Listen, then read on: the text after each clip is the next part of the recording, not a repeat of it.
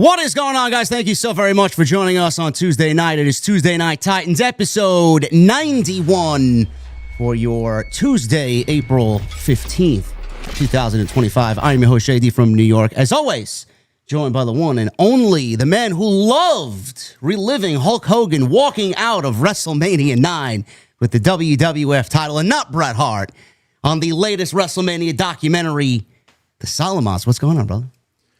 What's going on, brother? How you doing this week, dude?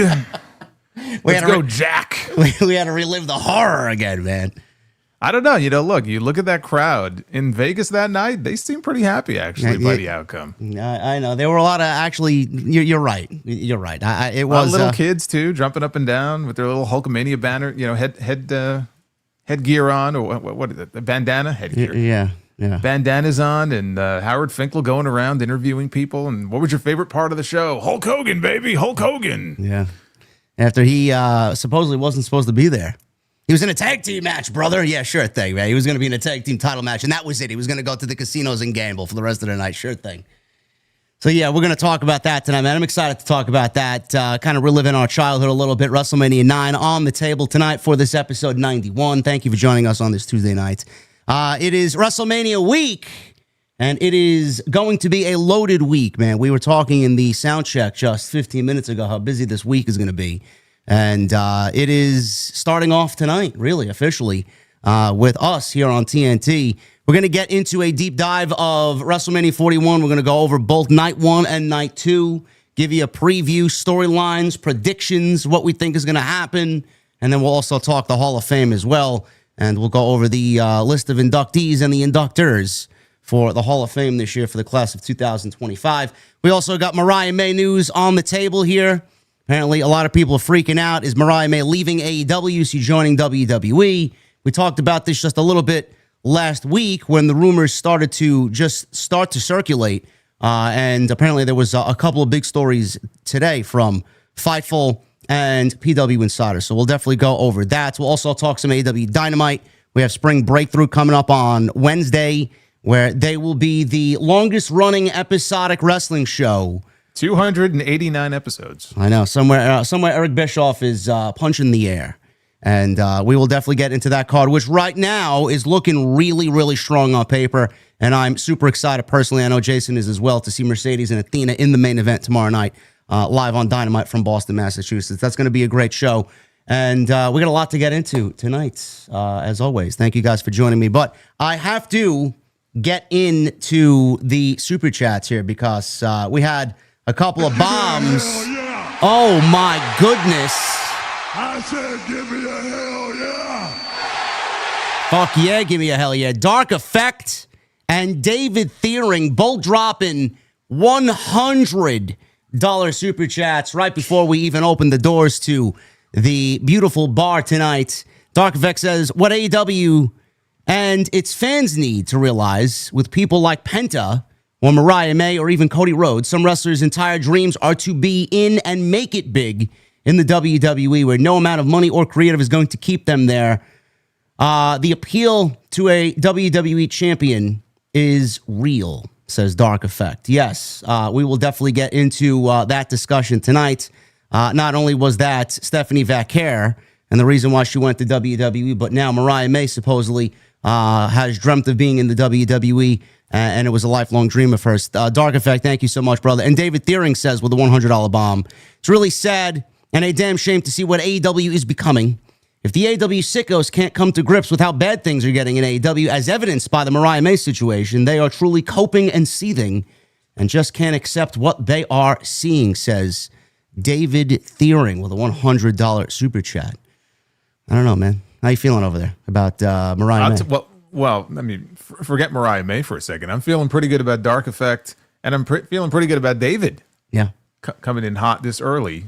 And good to hear from those guys. Yeah, the Mariah May stuff. I don't know if you want to talk WWE first, if you want to start with AEW. I was kind of thinking we would start AEW, since we usually start WWE, and that's going to be the bulk of our discussion. You are the guide, my friend. You take us where you want to go. Well, then let's guide ourselves right into the AEW discussion. Why don't we do that? Okay. And talk about this Mariah May stuff, because this was something I was surprised by, because there was talk about what her future would be. And then this report comes out. Now, again, I believe it was Meltzer and Alvarez who were talking about it. And it might have been Alvarez who was more so kind of saying this is what he's been hearing. Because with Dave, I mean, you just never know. But I think Dave, even in the Observer last week, said that Owens had already had his surgery, when in fact he has not had his surgery. Well, of course he said that. You know, if it was left up to Dave, Mariah would not make it out alive. You know, you never know. She's not going to make it. She might not make it. I still don't believe that. But Poor girl. Go ahead. Poor girl.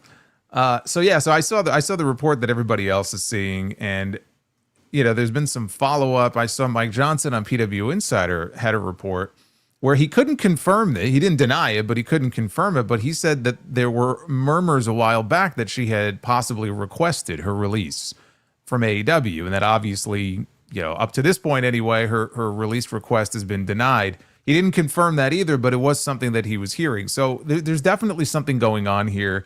And I am aware of the fact that Mariah May was and possibly still is a huge WWE fan.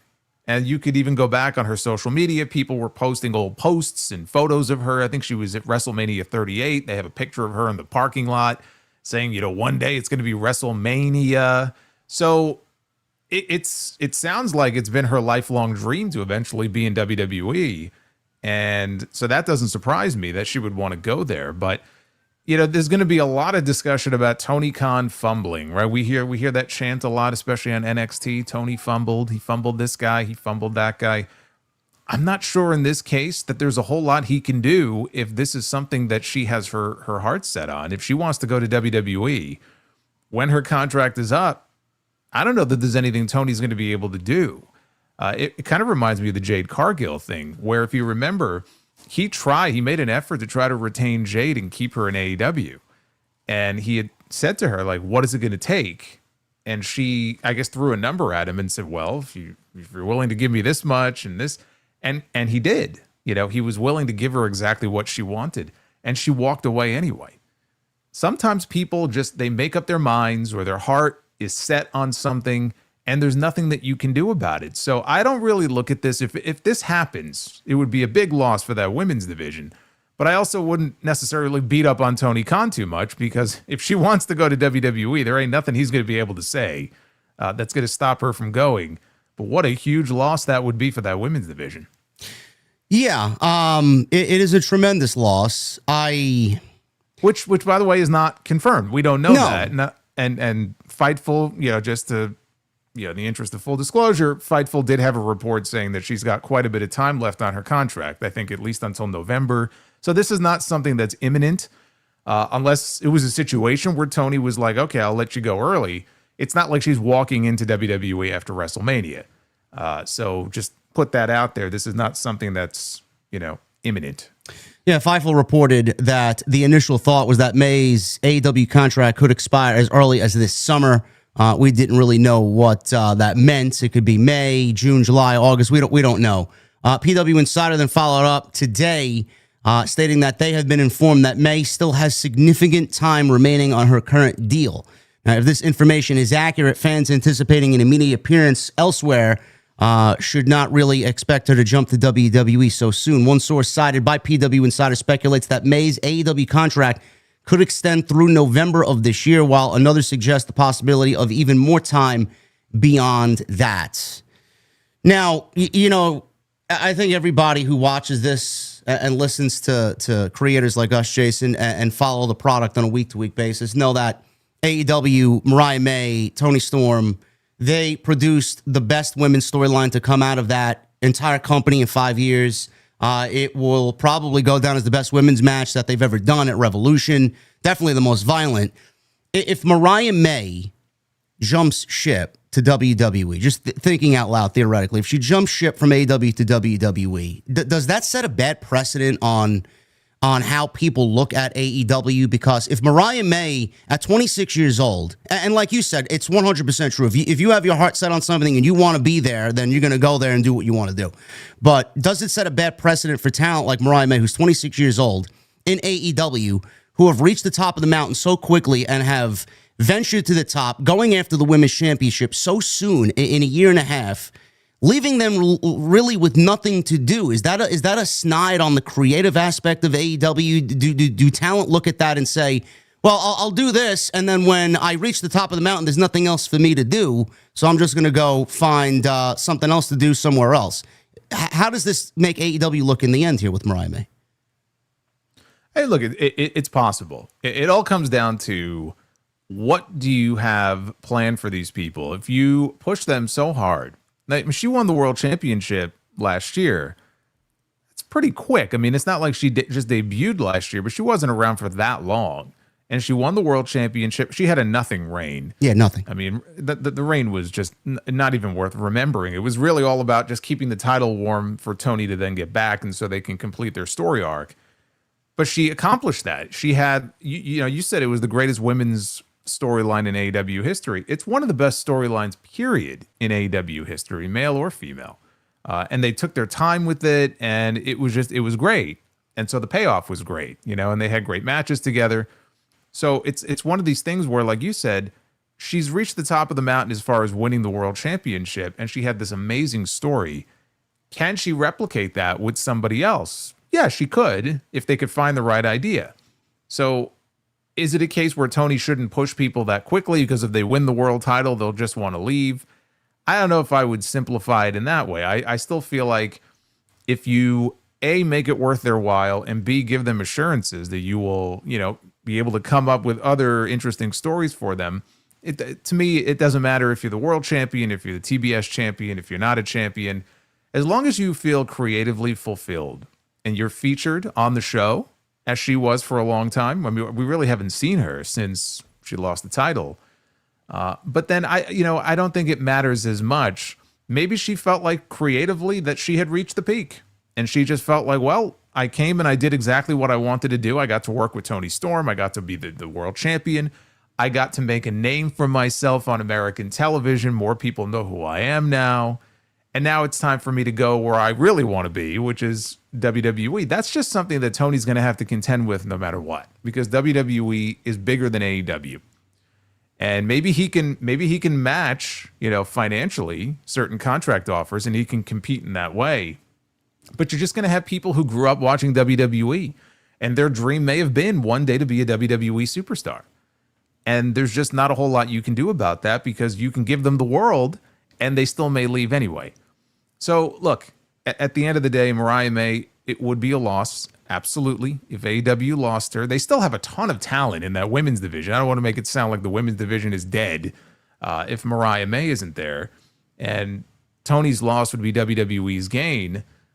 But it just sounds to me like it could be a situation where her mind is made up. I would love to know more about this possible release request. If somebody, I didn't hear about that. Where did you hear about that? Well, this was a PW Insider report from Mike Johnson. Let me bring up what he said. Yeah, they don't have a talent problem over there. They have a great roster. It's just the creative aspect. They want to push who they want to push who they want to push at the time they want to push them, and they can't feature everybody. And then maybe 5% of the women get featured on television, and then the 95% don't really get featured anywhere, and everybody's just sitting around. So it definitely is a creative aspect. And I'm going to read you the report here in a second. But again, with Mariah, she had this great story with Tony. She was world champion. That's true. It's not as if there aren't other things for her to do. She hasn't worked with Mercedes. I'm sure that's somebody she would love to work with. I think those two, with the right idea, could have a hell of a program together. Her best friend, Mina, is coming into AEW. She's moving to the States. She's leaving Stardom. She's coming in. That's why this kind of caught me off guard. I wasn't expecting, this report to come out, because we just heard about Mina a few weeks ago, and I thought, okay, maybe these two are going to do something together. But this is the report from Mike Johnson earlier today on PW Insider. PW Insider is told that May still has significant time left on her contract, so anybody expecting a quick appearance would be disappointed. One source believed that May's AEW deal could run through November of this year, while another believes that there may be additional time beyond that. May has not been on the road since her program with Tony Storm ended at Revolution.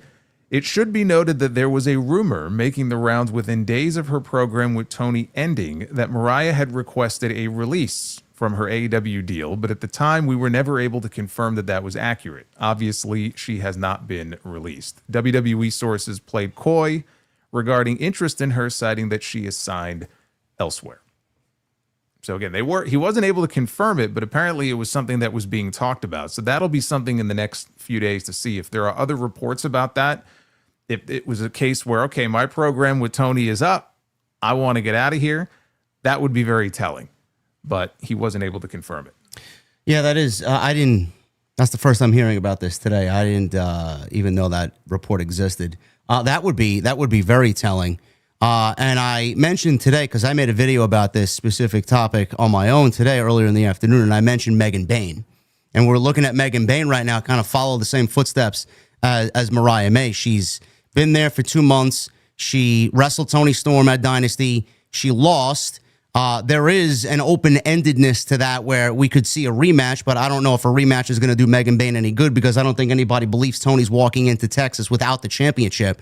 Are we looking at a problem in AEW where they push so many people so hard, so quickly, and get the match out of the way that everybody wants to see, or a theoretical dream match out of the way, and then there's nothing for them to do, and then they get bored, Tony gets bored, the talent gets frustrated because they're not featured on television? Is this a recurring problem, Jason? Have you seen or felt something like this becoming a problem more and more over the years in AEW?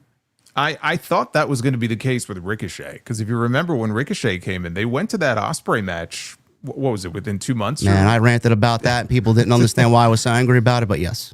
It was pretty quick. It Yeah. was pretty quick. And that was the match that a lot of people wanted to see. And it's like you went to it right away, and it's like, all right, you've blown this match already. You've done it.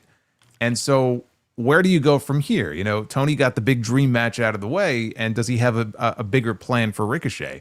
And Ricochet now is in a much better spot than he was in, certainly his last few years in WWE. He's doing the heel thing. It suits him well. And I think where he is right now is he's in a good spot, and he's being featured consistently. You can't say that for everybody. But yes, it's a concern, and I think a lot of people would have said that, whoa, Megan Bayne, she's getting a world title match pretty quick. She's been on TV for 2 months. I don't think you want to do that with everybody. I think with a lot of people, you do want to take your time. You want to build them up the right way until they're ready for that spot. And take your time, telling those stories. It's okay every now and then if there's somebody who comes in, blows the doors off, and gets the big push right out of the gate. But yes, you don't want to do that with everybody, because then you've done it, and either they win or they lose, and then it's like, well, now what? Do you have something better in mind for them? Well, he better make sure he does. So yes, it's something I think he needs to be careful about doing, and take your time with these people. Megan Bayne didn't win the championship. She might eventually win the championship. I don't know what her contract status is. I don't know that I would say it's a recurring problem, but it's something that has happened a few times now that I've noticed. Yeah, I don't like that. I have made myself very vocal about the Megan Bayne situation. I know I didn't really feel it during the Mariah run with Tony, because we got such a great story out of it. But the Ricochet thing is a great example as well. I don't know why they continue to do that, but I really do wish that they would put more focus on creating smaller stories that lead to a bigger story for said talent or character, and then with proper build, get that character or talent to a title match or a bigger story, and not have it play out in 2 months and stretch it out maybe to 6 months, 7 months.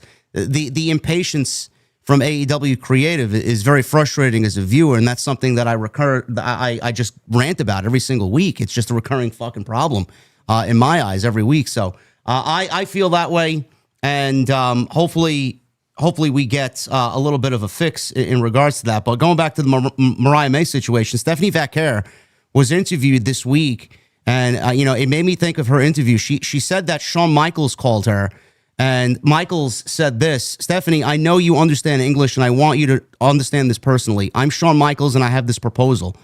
When I talked to him," she said, "he asked if this was about the money. I told him it wasn't about the money. This is my life, and I sacrificed my whole life for wrestling, and no money will pay for that." Shawn Michaels understood that, and he told me some words I will keep for the rest of my life, because they are words from a wise person who made me make the best decision. I was on my way to Mexico, and they contacted me from WWE to tell me that they were offering me a contract, and then they asked me, what do you say? And I answered, let's do it. And that's how it went. And Stephanie said she was originally told that we can't afford what AEW is paying you. Good luck in AEW. And then she ended up talking to Shawn Michaels, and he swayed her decision to sign with NXT, WWE, and not with AEW. We could be looking at a similar situation because I think we discussed this last week, Jason, that Tony Khan is not an idiot. He's going to offer Mariah May a hefty fucking paycheck and a huge raise to retain her services. If he didn't, I would find that to be very bizarre on Tony Khan's behalf. Are we looking at the same situation now where Stephanie said AEW offered her fucking Fort Knox and NXT couldn't pay her, but she chose NXT because this is where she wanted to be? Are we looking at a Mariah May situation that mirrors Stephanie Vaquer? We don't know. You know, it's possible. There's another possibility here too that we haven't talked about, which is maybe all of this is true. There's something going on here, and maybe she's using this as maybe she ends up using it as a negotiating ploy, right? Which good for her if she does, because if she's trying to get the best possible deal, and if she can get Tony Khan scared enough, because he really doesn't want to lose her, that he'll give her the world, and then she decides to stay with AEW, more power to her, right? Randy Orton did that. Randy Orton years ago, he used the AEW chip to get himself a better deal with WWE when there was talk about, oh, maybe Randy Orton might defect, and maybe Randy Orton might leave and go to the new company. And Sure. Well, but this was in like the first, year of AEW, and there was a lot of optimism and there was a lot of excitement. It was still the Vince era. And it was like, man, I really can't see Randy Orton leaving and going somewhere else, but who knows, right? Anything can happen. And so he was able to get himself a much bigger deal with WWE. That's smart business. So there's always that possibility too. I'm sure she's not a dumb person either. She knows what she's doing, but in the absence of any other details, we just don't know. Obviously, we're just kind of speculating on what she may or may not be thinking. We know that she, at one time, was a huge WWE fan, and so that's really all we have to go on at this point. But as far as like where I think she would be a better fit, I think she'll thrive. I mean, anywhere she goes, but I think in WWE, she'll do great. I mean, she'll do great. She's somebody, she knows her character very well. And she presents herself like a star. She can work her ass off. She can talk. Like, whatever you need her to do, like, she can do it.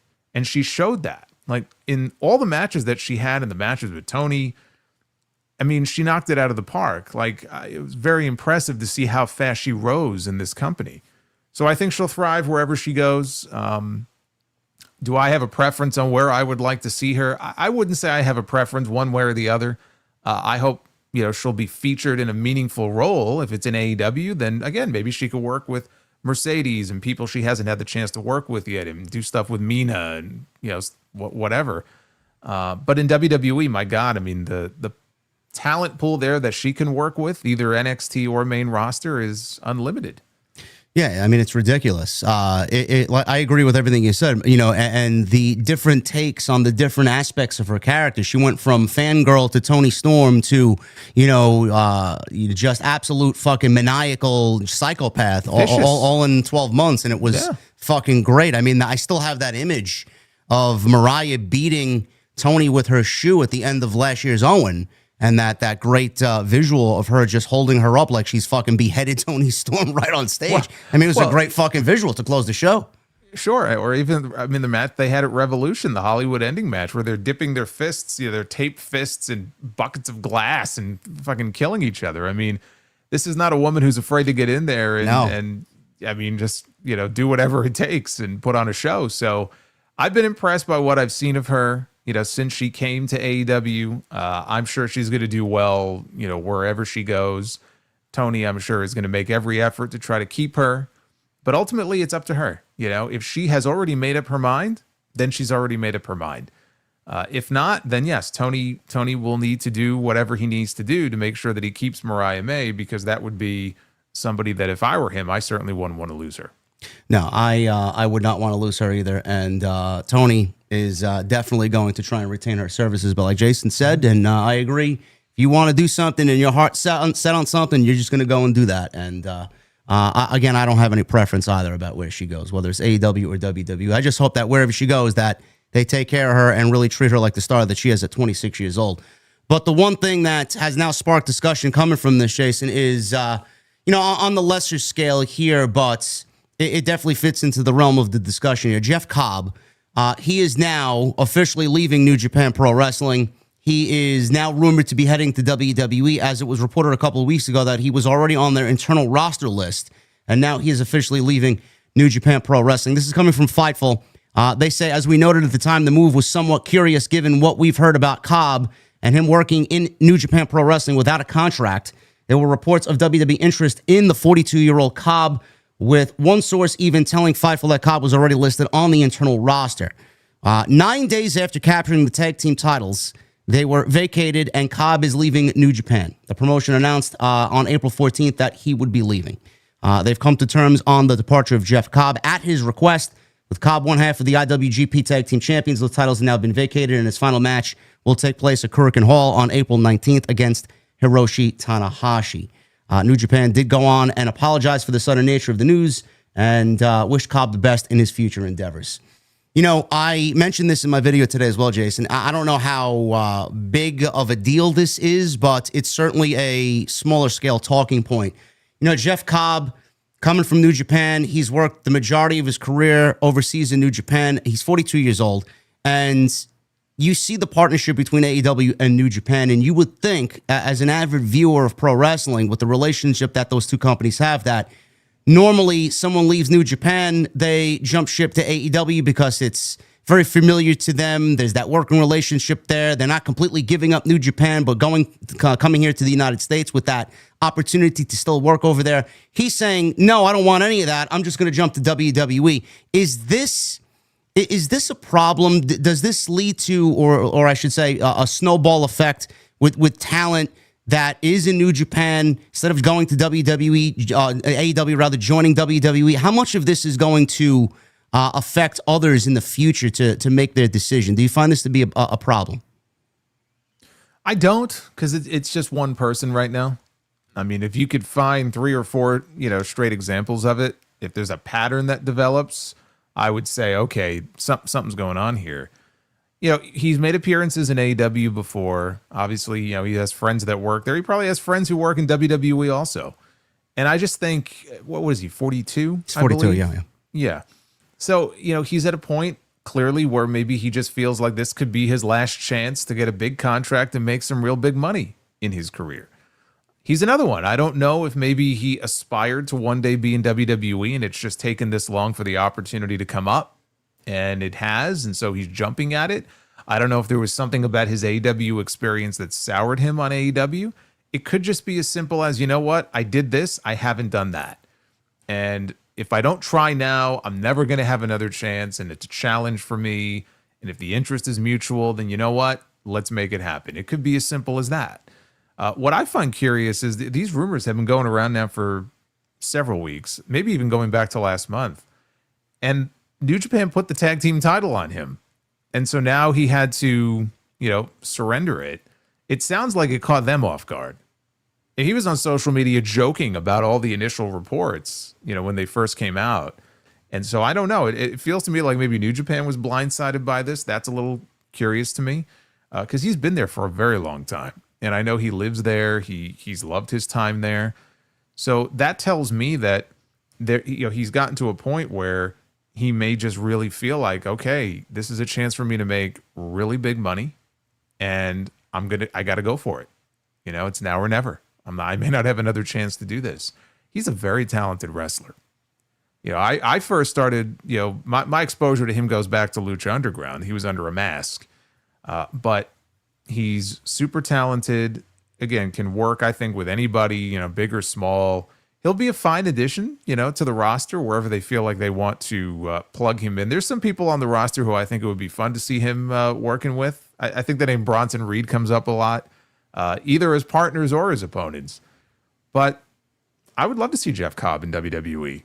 Nothing's confirmed yet as far as where he's going. Again, that's the thing with all these reports. Like, everyone's talking about, like, this person's going to WWE, but nothing's actually, like, rock solid yet.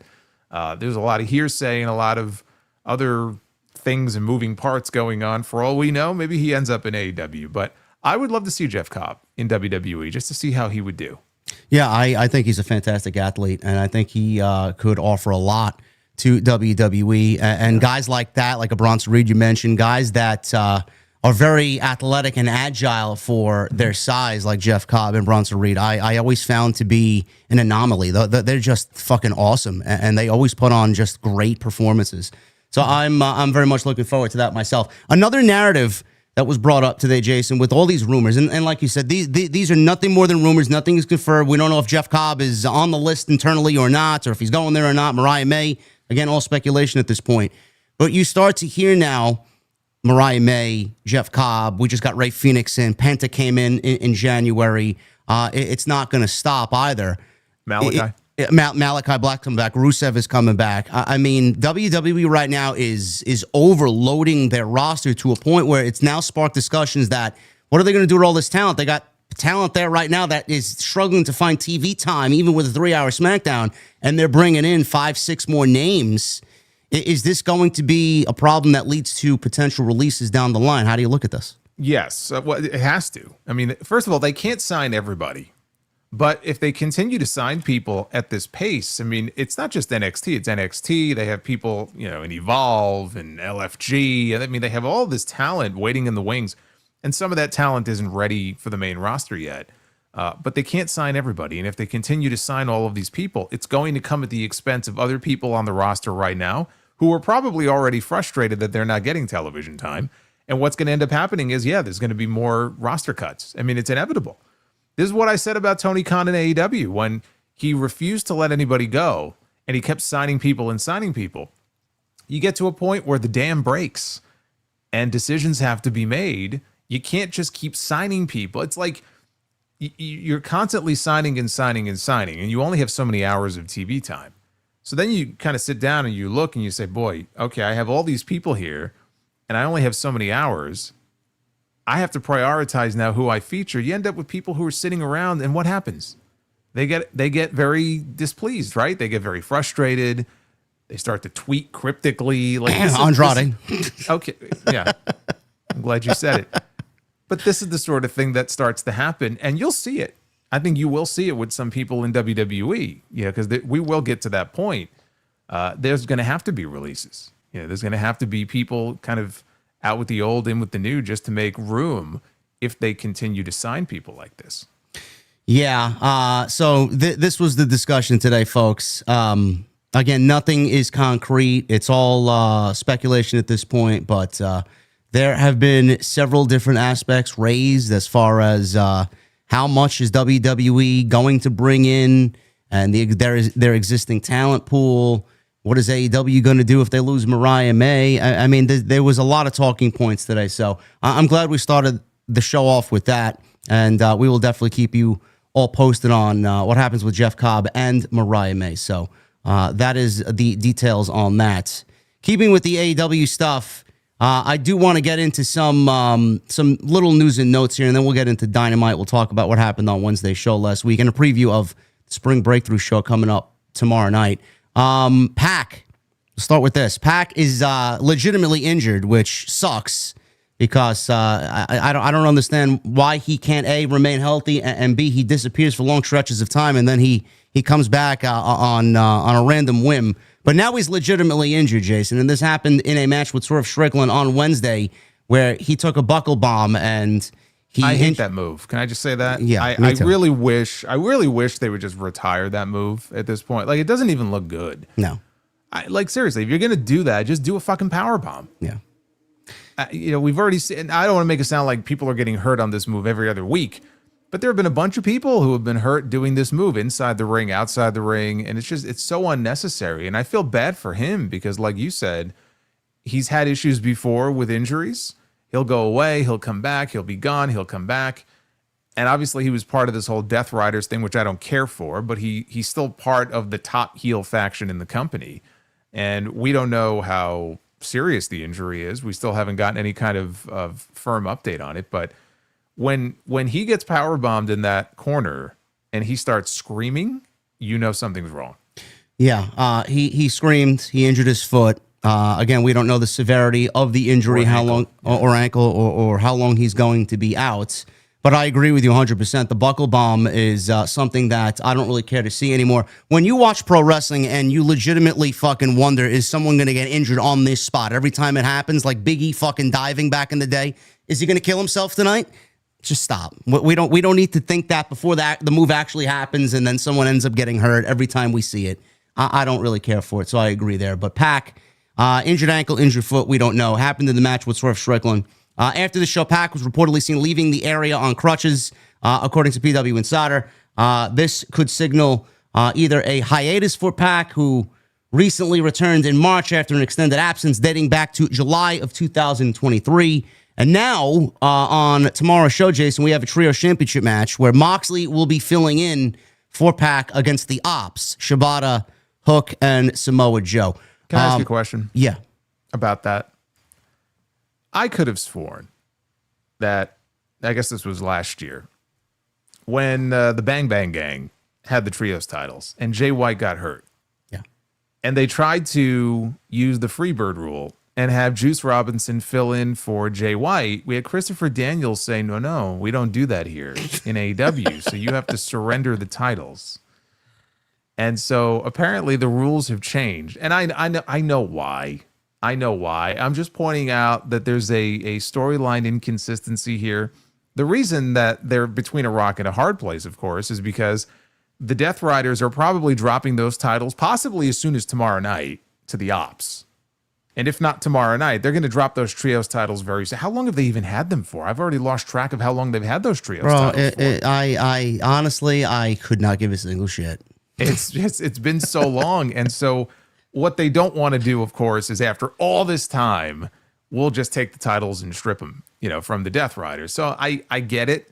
But when I heard that they were allowing Moxley to step in, I couldn't help but laugh. I said, boy, the rules have changed. Well, I didn't even realize that until you just mentioned it. But yes, you are correct.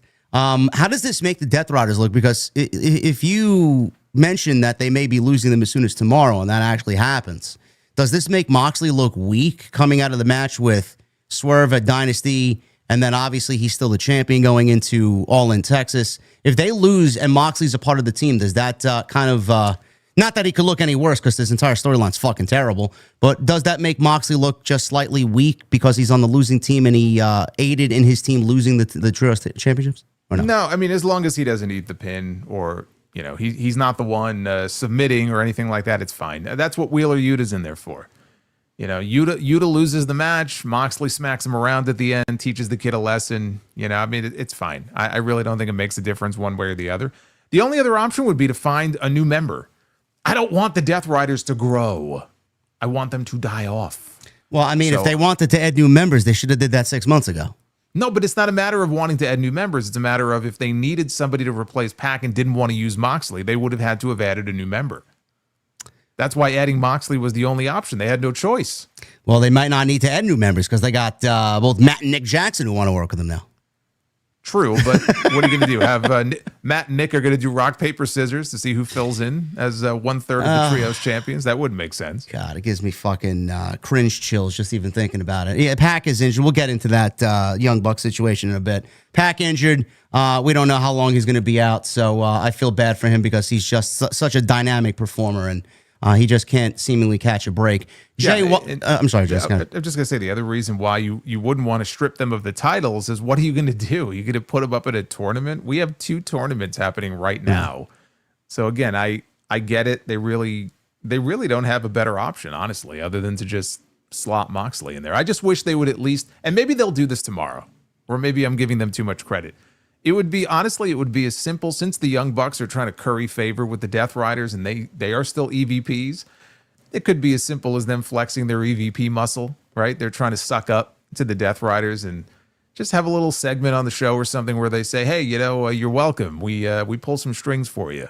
We got Moxley to, step in for Pac. Like something as simple as that, I think would solve that issue. Do you honestly think they remember something happened back in July on Collision of 2024? Well, you had the Young Bucks out there and Kenny Omega referencing shredded documents from November. So maybe they do. I don't know. Maybe. Jay White, he is also injured. I expected him to be in the Owen as did everybody else. Yeah. And he is pulled from the Owen, which is currently ongoing, and he has a broken hand, and he will not be on TV at least for the next couple of months.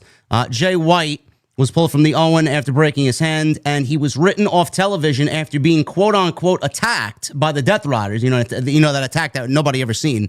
Per a report from Fightful, White was potentially set to play a big part at Dynasty, with it being suggested that White could turn heel and play a part in the main event where Swerve Strickland lost his AEW championship match with Jon Moxley. Not the championship, but the match with Jon Moxley. Now, number one here, I wish that they would have actually showed the attack, because I said that on the week it happened. I'm like, why didn't you film something where you physically saw him attack so that we actually have a better understanding of him being pulled from the tournament? Meanwhile, we got fucking Excalibur out there. Oh, yeah, he was attacked and he's pulled from the tournament.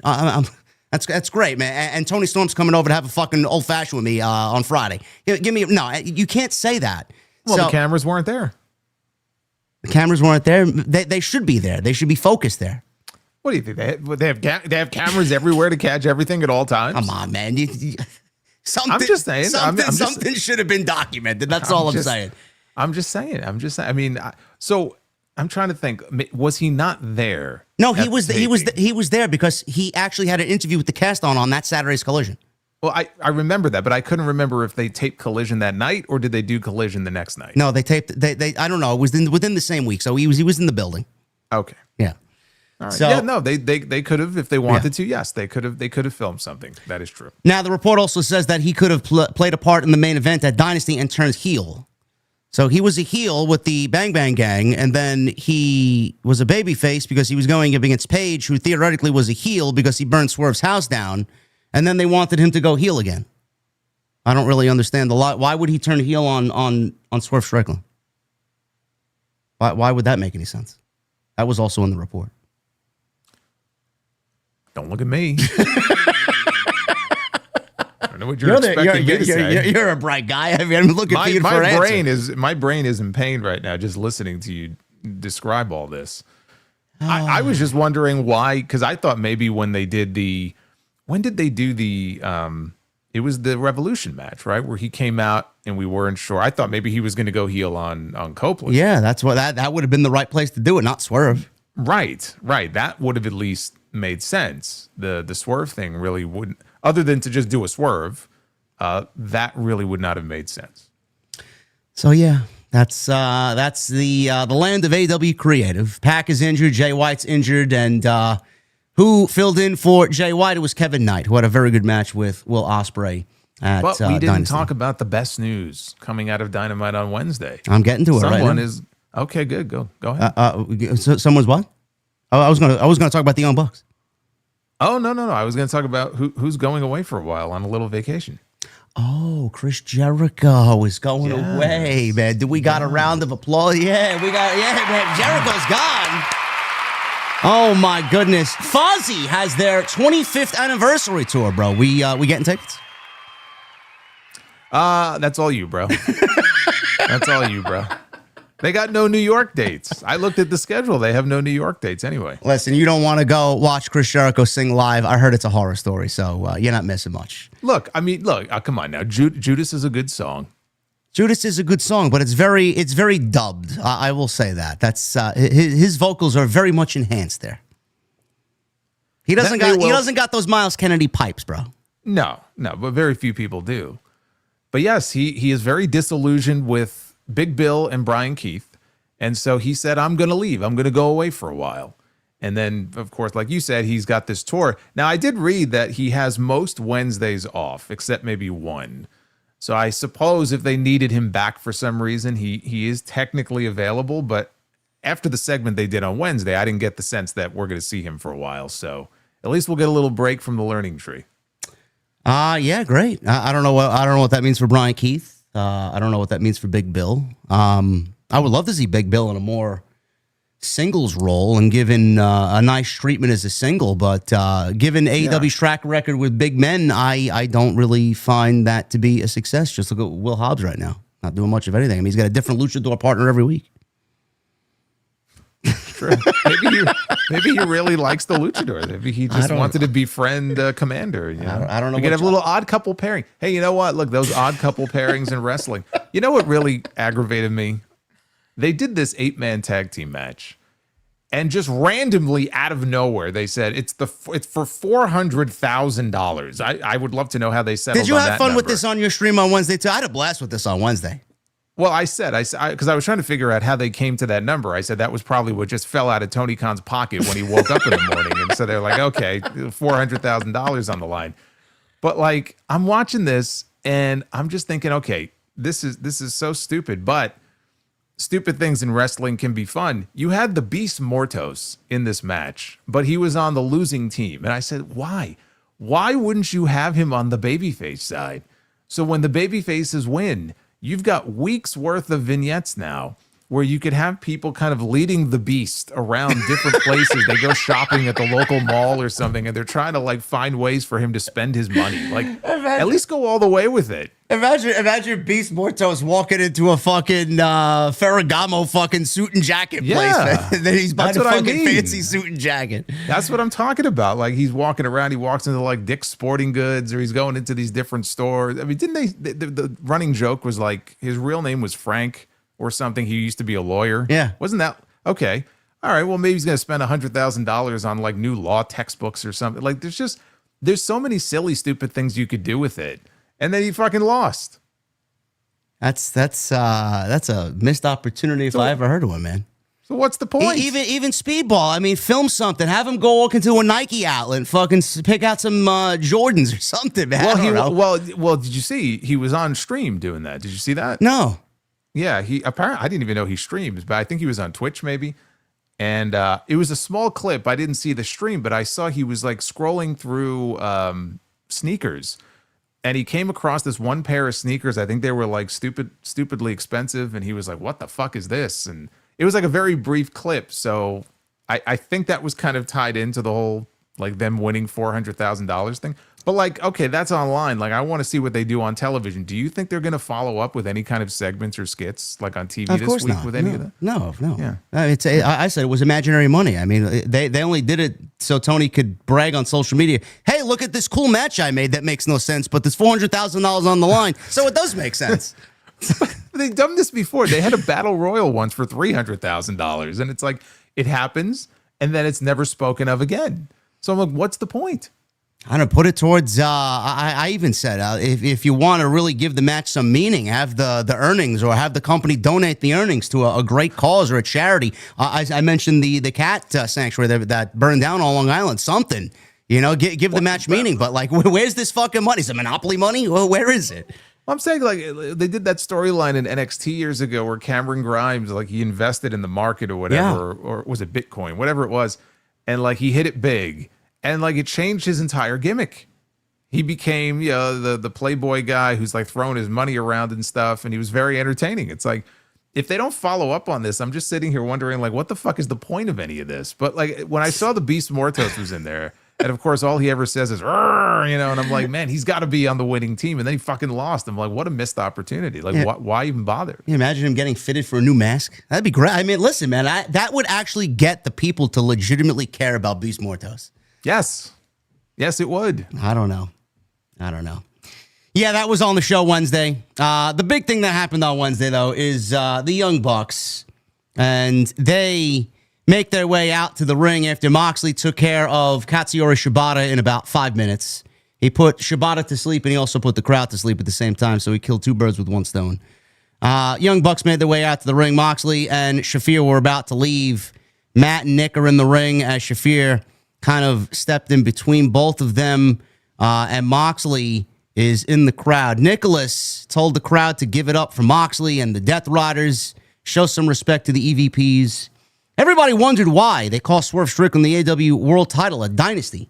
They did it, Jason, for their good friend, Adam Hangman Page, as this is what he wanted all along. He never wanted Swerve to be the champion ever again, and they did it for the Hangman. They never forgot who their friends are, and they love Hangman just like they know everybody loves them. So they never forget who their friends are, but unless they're Kenny Omega, and he's got diverticulitis, and they push him off a stretcher. Well, I mean, Kenny came back and had absolutely no volatile nature about him. If that was a regular human being, he would want to come back and commit murder. And he's just back. Hey guys, here's the Continental Championship to Okada in December, and that's what he did. You see when he walked out. When Omega walked out, he looked like a fan walking out. Like he just like stumbled out there. And I'm like, you would never know this guy just had like one of the great like triple threat matches the night before. And he just walks out there so like very casually. And I was like, what is this? And then little did I know, of course, that it would get even worse once he actually started speaking. Yeah. This was not Omega's best work on the microphone. I will admit that. But Omega, I mean, he came out. It almost felt like, and I said this on Wednesday with Jesse. It almost felt like Omega didn't even want to fucking be out there cutting this promo. It's like, what am I doing? What am I saying here? So, I'm like listening to what he's saying, and when he gets now, look, have you seen No Holds Barred? Yes. Okay. To me, No Holds Barred, like when I first saw No Holds Barred, the movie, like I was pretty young, but Hulk Hogan's in the movie, right? Like I enjoyed it for what it was. Is it a great movie? Absolutely not, by no means. But the part that always stuck with me was where Hulk Hogan, he pulls this guy out of a limousine that I think the limousine, he was in the back of the limousine, he wanted out and the guy wouldn't stop. Anyway, so I think it was the driver. And he throws the driver up against the limo, and he goes like, he's like, "What's that smell?" And the guy goes, "Dookie." And I'm listening. And I'm a lot older now, and that part always stayed with me. So I'm listening to Kenny Omega, and this man on this television show uttered the word "Dookie." Not only once, he did it twice in this promo. In throwing like this weird analogy that I didn't even understand about a friend in high school, and there was a couple of dogs that were going around and they were shitting, and it reminded him of the Young Bucks. I'm like, what the fuck is he talking about? Like, what is going on here? Maybe he watched No Holds Barred before he went out there. But that's what I thought. I said maybe that's where he got the whole idea for Dookie from. The only other person I've ever heard use that word was 7 years old. I thought this company was a lot more adult, but we got chance of Dookie. Why did he mention Dookie? Well, Omega said that the Bucks did it for their friends like Moxley and Hanger, but they forgot to mention Mr. Omega. The last time they saw one another, the Elite pushed him off a stretcher during the height of his diverticulitis. Omega never forgot, but he actually forgave them when he returned, which is bizarre. It was for his legacy he came back, not revenge. I don't know why you would say that. I think you should just keep that part a little quiet and not say anything at all.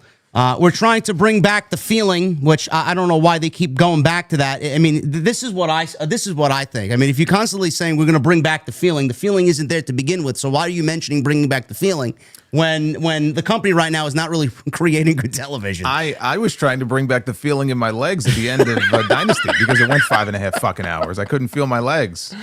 Oh, man. So they want the feeling to come back, but they're mentioning it here again. Omega talks about being back in high school.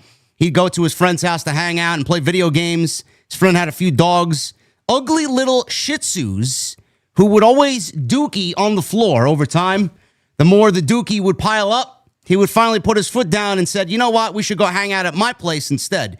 It's the equivalent of what the Young Bucks have done in AEW. So he used the Shih Tzu and the dog taking a shit and compared it to AEW and the Young Bucks. Which is also not a real good representation of the company or what you should be saying about the company right now. Omega said Bucks shredded documents. So there's that narrative, the last time we saw them. And we're supposed to be shocked by that when all it was them shredding receipts for their private jets, a chair they have in their master bedroom facing the bed. Omega said apparently the Young Bucks also have an OnlyFans that they use this chair for, which I didn't really understand the logic behind that comment or why that needed to be said. Well, but first of all, I think he was just joking with the whole yes. like shredding documents as far as like what do you say, receipts for private jets and stuff like that. Because at first I'm like, wait, is that how they were explaining away the shredding of the documents? And then I'm like, I think he was just joking about. I mean, he was joking about the chair, obviously, but like I was wondering if maybe they were having him say that just to kind of close that loop and just like, okay, we've explained that, and so now we don't have to mention that ever again. I don't know if they're going to come back to the whole shredding of the documents or not. Well, I hope that they do, because what they had Omega say here really bothered me as far as the story narrative, and they could have used that as the real hook to why they did what they did to Swerve at Dynasty. I'll get back to that, though. Omega says he can't lie. The time off did them real wonders, meaning the Young Bucks. Nick looks every bit of 90 pounds he lost before, while Matt needs to lay off the hot stuff because he looks as red as Nick's lapels, because he had red lapels on. Omega said it's time to cut out the middleman. He'll just come to the ring and fight. And he said this in the most calm as a cucumber demeanor. Omega doesn't have any real intensity to him. He's one of the best pro wrestlers of all time, and he's just got no real fight intensity to him. Before this could happen, Okada comes out. So now it's a 3-on-1 against Omega, and then Swerve's music hits. He comes on out with Prince Nana and a chair. And then obviously that leads to Pac and Swerve, which we saw in the next segment. But we'll stop here because Adam Page had a vignette or a promo backstage, Jason, in the same show 15 minutes later, where he went into Swerve's locker room looking for Swerve, but all he did was find Nana. Nana looked like he was going to apologize, and Hangman told him, no, you don't get to do that, meaning he wanted Swerve to apologize and not Nana for Swerve. But he went on to tell Nana that he was never out there on Sunday at Dynasty to help Swerve Strickland. Meanwhile, I said on Twitter and on my review with Jesse, I vividly remember Hangman hitting a dead eye on John Moxley. So was he out there helping John Moxley, or was he out there helping Swerve Strickland, man? I don't know why they decided to say that. Well, because I guess the idea is that when he went out there, he didn't know what he was going to do. Because remember, when he was on the apron, he was looking at Swerve, he was looking at Mox, he was looking at Swerve, he was looking at Mox.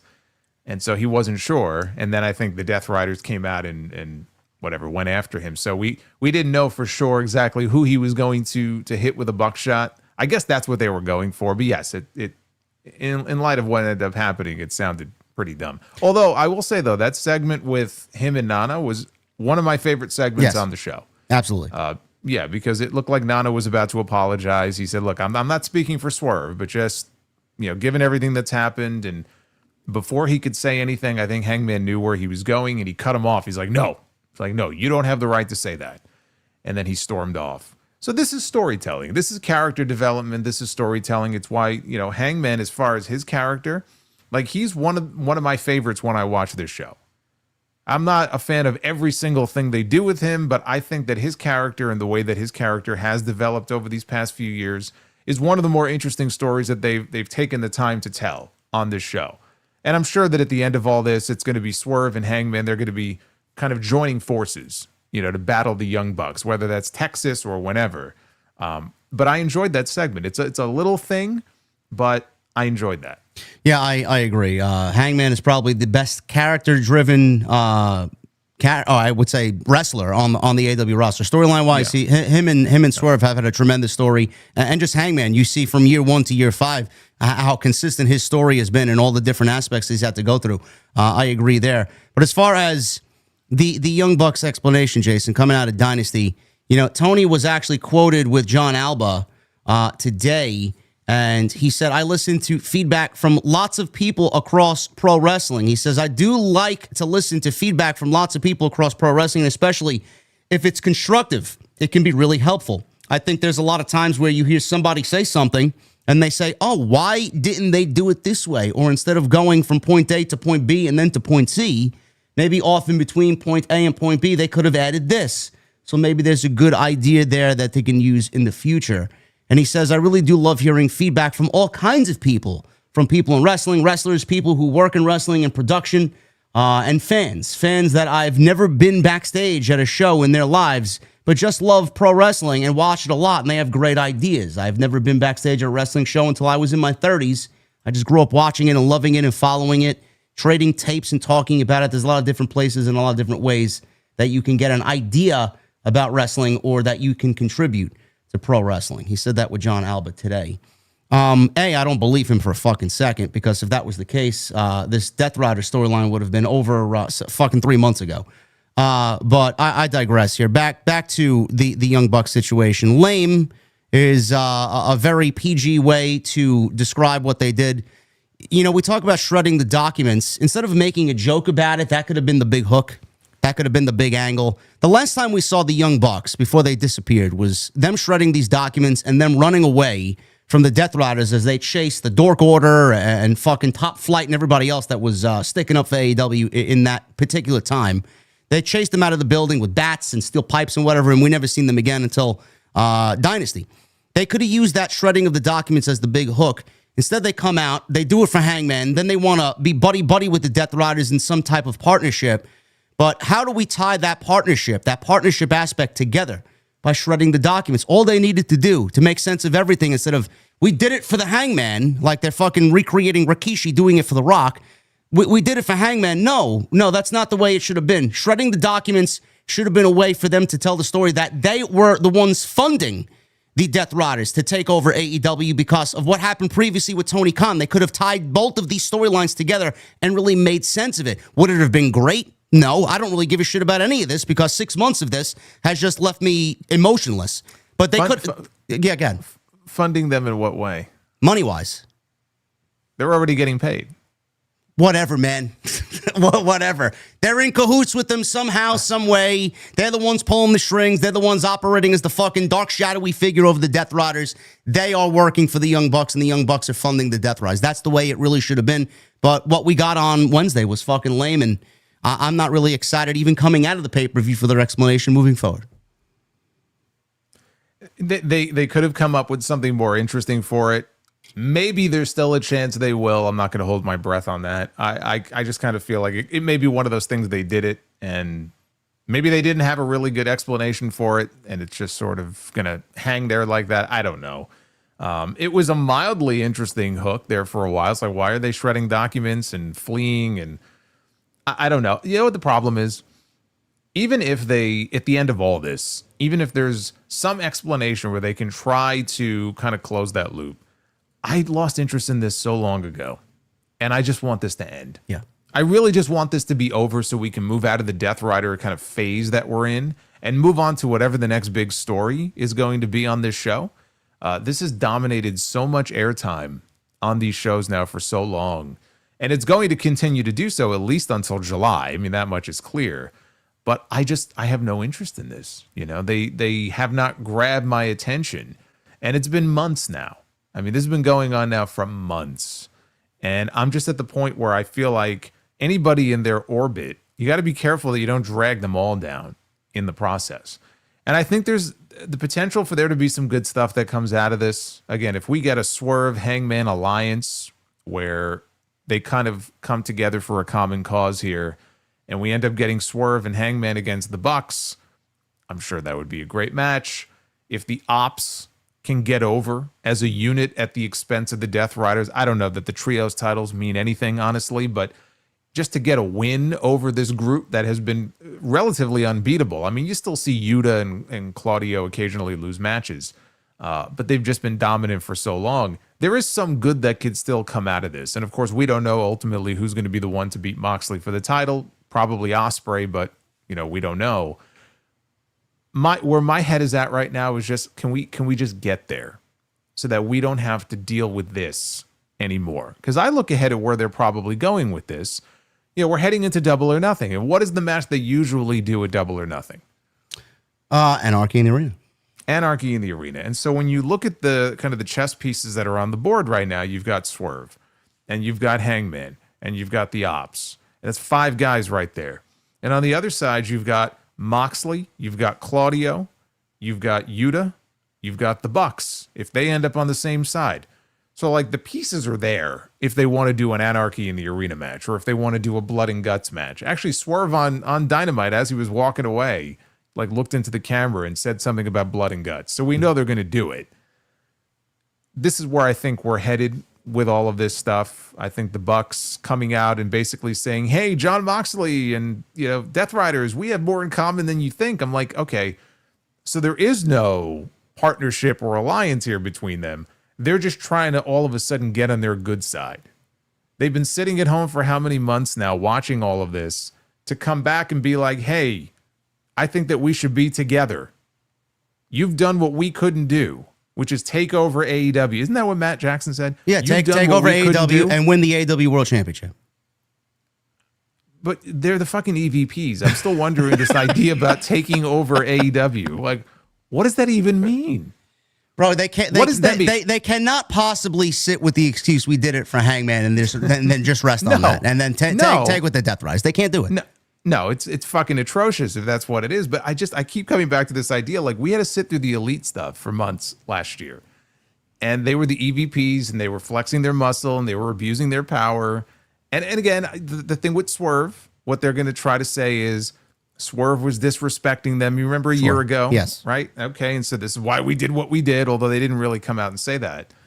But like they still are EVPs in the company, and they were doing a year ago what the Death Riders have been doing, which is just taking over the whole show, basically. So this whole idea of like, you did what we couldn't do in effectively taking over the show, like, I don't know, it just doesn't resonate with me. It just sounds very stupid and just not credible, because I'm not really sure what he's even talking about. Take over the company in what way? I don't know. I'm still looking for an explanation as to how Death Riders are taking over the company. What's their mission statement? You got Matt Hardy coming out this week saying, I don't really know what the Death Riders are supposed to do on television. what are they? What is their mission statement? Well, okay, but we're the marks because we don't understand it, right? But then you get someone like Matt coming out and saying, yeah, I don't really understand what the point of any of this shit is. But see, JD, the point is that Jon Moxley has told you many times what the point is. The point is that he's not happy with the way things are done, and he's not happy with some of these young guys and their attitude, and they gotta shape up. Sure. That's the reason. I'm trying to look at nonsense. It is very much nonsense. I'm trying to look at a positive here. It is very difficult for me to drudge up a positive thought. I said this on Wednesday when I did my review on Dynamite. I said, finally, for the first time in 7 months, we finally have a conglomeration of baby faces that are going to go up against the Death Riders. We got Swerve, we got Omega, we got Hangman potentially. We got Samoa Joe. If you want to include Ospreay in that, which he should have been in that because he's the fucking face of the company. Darby Allin coming back, hopefully alive from Mount Everest. He's going to fit into that. We finally have a group of baby faces that look legit. That should have been the group from fucking 7 months ago to go up against the Death Riders. Finally, to go up against them now, leading into their biggest show of the year. So that to me is a big positive. Well, you're not going to assemble this crew right at the very beginning. I mean, if this is going to be your top storyline and drag it out for fucking 6 months. We also didn't need the Dork Order either, but I mean. No, I mean, it was awful. But I understand why we didn't get Swerve and Hang, like every top babyface all at once, because then they wouldn't be able to tell the story in the way that they wanted to tell it, no matter how bad it may be. So look, nothing is really going to change in that regard. I don't think there's anything that they could do for me that's going to get me any more interested in this story. You'll get those moments where, especially when like Swerve and Hangman eventually come together, I think that'll be a big deal. But it'll be a big deal more because, holy shit, Swerve and Hangman have put their differences aside, and now they're kind of standing side by side. More so than, oh man, I can't wait to see them take down the Death Riders. Like, again, the Death Riders don't do anything for me because I don't see them as a legitimate threat. And they're boring. Yeah. Do you find? I have nothing against Swerve and Hangman. I think their story to me is one of my favorite in all 5.5 years of AEW. I think what they have done is tremendous. Their body work is tremendous. I don't want this to be taken out of context in any way.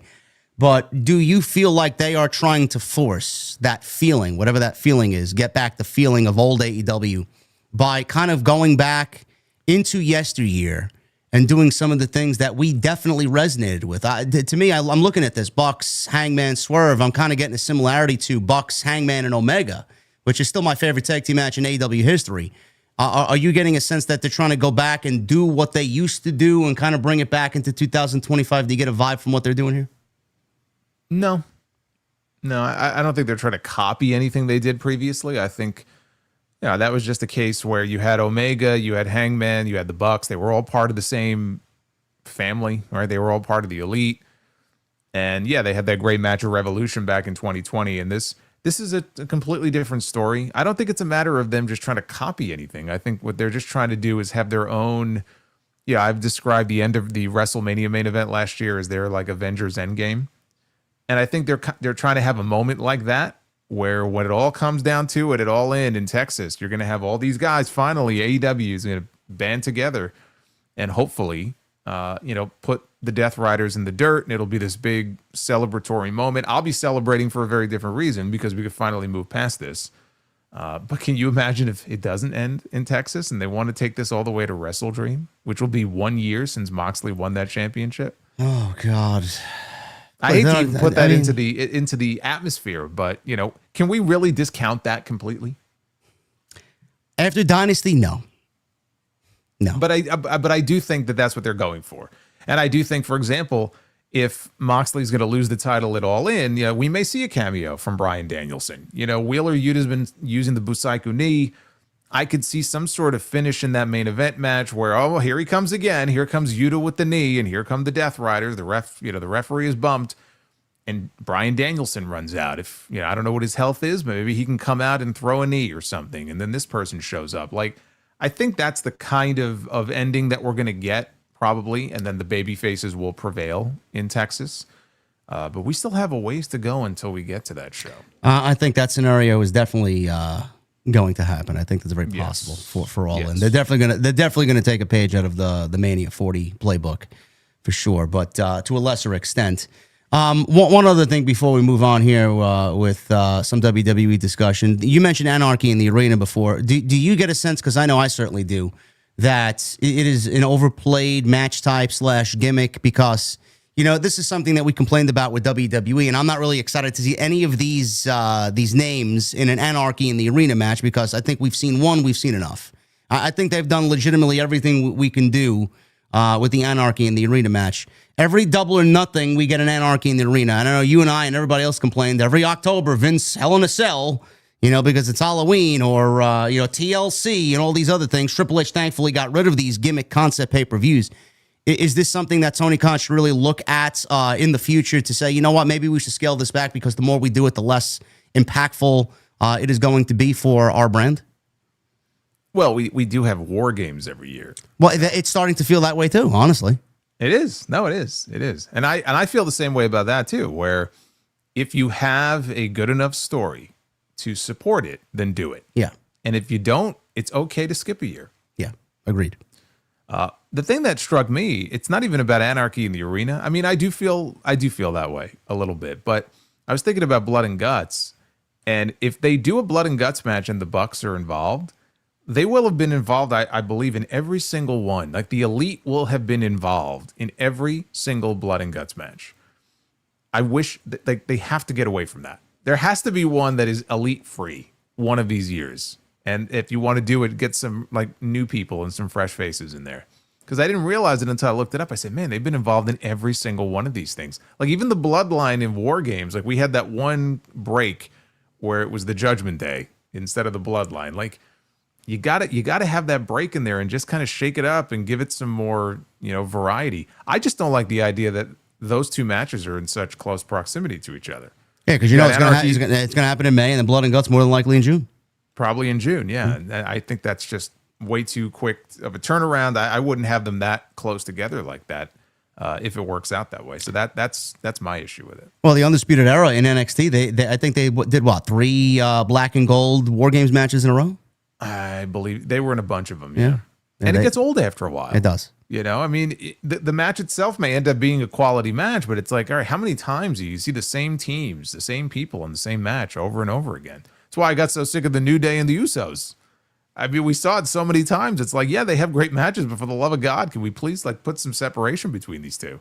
Fucking Roman and Brock. Jesus Christ. I mean, there's so many examples of just yesteryear in WWE, Vince just running shit into the ground. Before we move on to the WWE discussion, Jeff Cobb actually tweeted this. For some reason, this just showed up on my my timeline. Wow, overwhelmed by the messages and support and hate, smiley emoji. It's very much appreciated, so I just wanted to clear up any rumors and innuendos. Yes, it is 100% true that the monster Matanza Cueto from Lucha Underground fame was in fact watching my matches from his cell and stealing them to use on El Rey Network. But don't worry, I have contacted a wonderful lawyer in Stephen P. New to rectify the situation. Thank you for the support in these trying times, says Jeff Cobb 4 hours ago. He should, if he needed a lawyer, man, he should have contacted the Beast Mortos. Frank the attorney. Frank the attorney. Fucking ridiculous, man. Frank the attorney. Yeah, I hear he charges $400,000 for his legal fees. He does. Yeah, I mean, again, he's very sarcastic on social media. You're not going to get a straight answer out of him as far as like what's going on. So I'm not surprised that you got that tweet. But shout out to the monster Matanzi. He was great. He was fucking awesome. We're going to get into some WrestleMania discussion now. And I figured we would, before we get into the preview predictions of this year's WrestleMania, I figured it would be fun to go back in the time machine and talk about WrestleMania 9, a very, very, I don't know, what's the right word? What was the overall vibe of WrestleMania 9? Some people loved it. Some people hated it. Most people hated it. But it didn't feel like a WrestleMania. It looked like a WrestleMania, though. No, it really didn't. No? It really didn't. No, it didn't. You know, they tried something new. They wanted to try something different, which is fine. Yeah, they were going for a different vibe. But I just remember even when I was watching the show, I remember watching that live, and it just didn't feel like a WrestleMania. It was the first outdoor WrestleMania they ever did also. Yeah. But it just didn't feel like it. And it was very jarring watching this documentary when you realize, and they have that kind of zoomed out shot, that they really did WrestleMania in a parking lot. They did. It was a parking lot WrestleMania. It was like the first indie WrestleMania. Yeah, which I mean, there's a certain charm to that, but you know, one of my first questions here tonight in regards to this discussion was, you look at WrestleMania 8, WrestleMania 7, even going back to WrestleMania 3 in the Silverdome. How do you feel WrestleMania transcended from the early days and it just got periodically bigger to them going to a fucking empty parking lot? Was the whole presentation of it, the whole vibe of it, a downgrade? I don't know how to put it, but it didn't really feel like it was on the grand scale as the previous WrestleManias were. Why did that happen for WrestleMania 9? Was that the beginning of did they know that that was the beginning of their downturn in business there with WrestleMania 9? Business was down in 92 and 93. It extended into 93. But business was not good for either of the two companies. WCW business was pretty much in the toilet. Their business was way down. So they knew they couldn't fill like a big stadium or anything like that. I mean, they put 80,000 people in Wembley Stadium, which is crazy, the summer before, but that's because they were so hot over in Europe and they didn't run there that often. But yeah, I mean, business was not great. So you were not going to get 50 or 60,000 people in a stadium. And I think, like you mentioned, WrestleMania 8, which is actually one of my favorite WrestleManias. Yeah, I love WrestleMania 8 too. Yeah. Yeah, I really like WrestleMania 8. They had 62,000 people there, which is probably true. But what that doesn't really tell you is that a good chunk of those people were given freebies. Like, it was a heavily papered show. They may have actually made more money off WrestleMania 9 than they made off WrestleMania 8. And think about that. They had 60,000 people there for WrestleMania 8. They had 16,000 for WrestleMania 9. Well, 16,891 was the attendance, and they did a gate over 1 million compared to, obviously whatever WrestleMania 8 did. Yeah. Yeah. So again, and they were trying something different, and they knew that they just weren't going to be able to fill a big building because business just was not great. I mean, Bret Hart may not want to hear that. I'm the biggest Bret fan you'll find, but that's just the reality of the situation. And it's not I'm not going to put that all at his feet. He was champion at a time when business was lean. So WrestleMania 9, this documentary, you guys can watch it on Peacock right now. It obviously goes over for 2 hours. WWE's first outdoor WrestleMania. They coined it the world's largest toga party. And it obviously had a very unique setting. They highlighted the challenges faced in building the set and the impact that it definitely had on the company's trajectory, like Jason said, going into 93 to where we see WrestleMania now. We see never before seen footage of, Kurt Hennig and Bret Hart and Doink the Clown and Lex Luger. I mean, you name it. Some of this stuff, obviously nobody knew existed, but to see this now, current day, coming out of 1993, I always enjoy seeing shit like that. But The documentary, Jason, starts off with the narration of it being the first outdoor WrestleMania. It highlights the attendance and the gate record that they set for $1 million there. Obviously, WrestleMania now, we're doing 100,000 people plus with these two-night WrestleManias, and they're breaking fucking records left and right. This will be the most, I would say, the revenue from this WrestleMania is going to blow last year's out of the water, and they're probably doing 20,000 plus less people in this Allegiant Stadium than they did at Lincoln Financial Field last year, which is fucking ridiculous. But as far as the question here for the first part of this I have for you, I looked at this when I'm watching this as, all right, this is their first venture into really creating a unique set for WrestleMania. Nothing really before this kind of stood on its own. Everything kind of had that similar feel. Do you feel like no matter how bad people, coin this WrestleMania as being the worst ever WrestleMania, could you argue at least it was one of the more influential WrestleManias fans give it credit for being? And is it a starting point to where we see WrestleMania now with the influence for them to go out there and try to be different with the sets and the design? Was this the starting point for what we see WrestleMania now?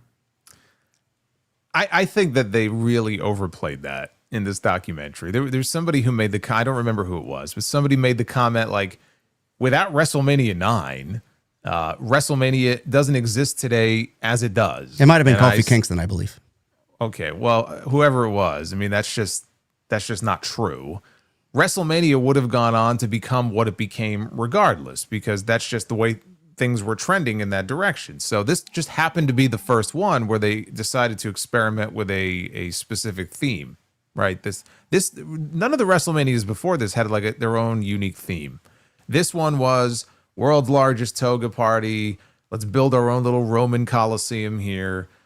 So yeah, I mean, that is technically true. But when I heard that comment, and they're really trying to make this WrestleMania out to be more influential than it was, because wrestling and WWE in particular, this is what Vince McMahon was always about. It's more about the entertainment. So it wasn't like WrestleMania was always just going to be a straight wrestling show. Like, they were always going to go down the road that they did. It just so happened that WrestleMania 9 was the first one they tried it with, but if it never happened, it's not like WrestleMania wouldn't be as big as it is today with all the pageantry and everything that we see it being today. But it was the first. It was the first one that they tried some of these things to see what would work and what wouldn't work. So in that regard, like, it's one of those WrestleManias where if it came up on TV and you just saw like 2 seconds of it, you would know right away what WrestleMania that's from. Yeah. So it was unique in that way. Why were you so indifferent to the overall set design? For some reason, I think of it and it brings back some nice childhood memories. It puts me back in that time period where I was a youngster watching the show. What didn't you like about the overall vibe of the set? Did you not like the outdoor setting because of the outdoor? No, I never said that. I never said I didn't like it. What I said was it didn't feel like WrestleMania. When I said you didn't like it. No, I said it didn't feel like a WrestleMania. I'll talk slower. Yes, I know. I'm joking around. It didn't feel like a WrestleMania, but why? But why? But why? Because WrestleMania had a certain look and feel to it up until that point. We had just come off of WrestleMania in a bigger building. We had other WrestleManias like at the Sky Dome. You mentioned, the Silver Dome. Obviously, they had those two at Trump Plaza, so that kind of had a bit of a unique look. This was a much smaller venue. It was outdoors, which was a little weird because we had never seen that before with a WrestleMania. And then you look at the card, and the card wasn't terribly impressive either. So you take the setting where you got people walking around in fucking togas and coming out on camels, and you have this largely kind of terrible card. It didn't feel like a WrestleMania. It felt like just some random show that they were doing, like a show where everybody gets dressed up in costumes and we'll have some wrestling matches.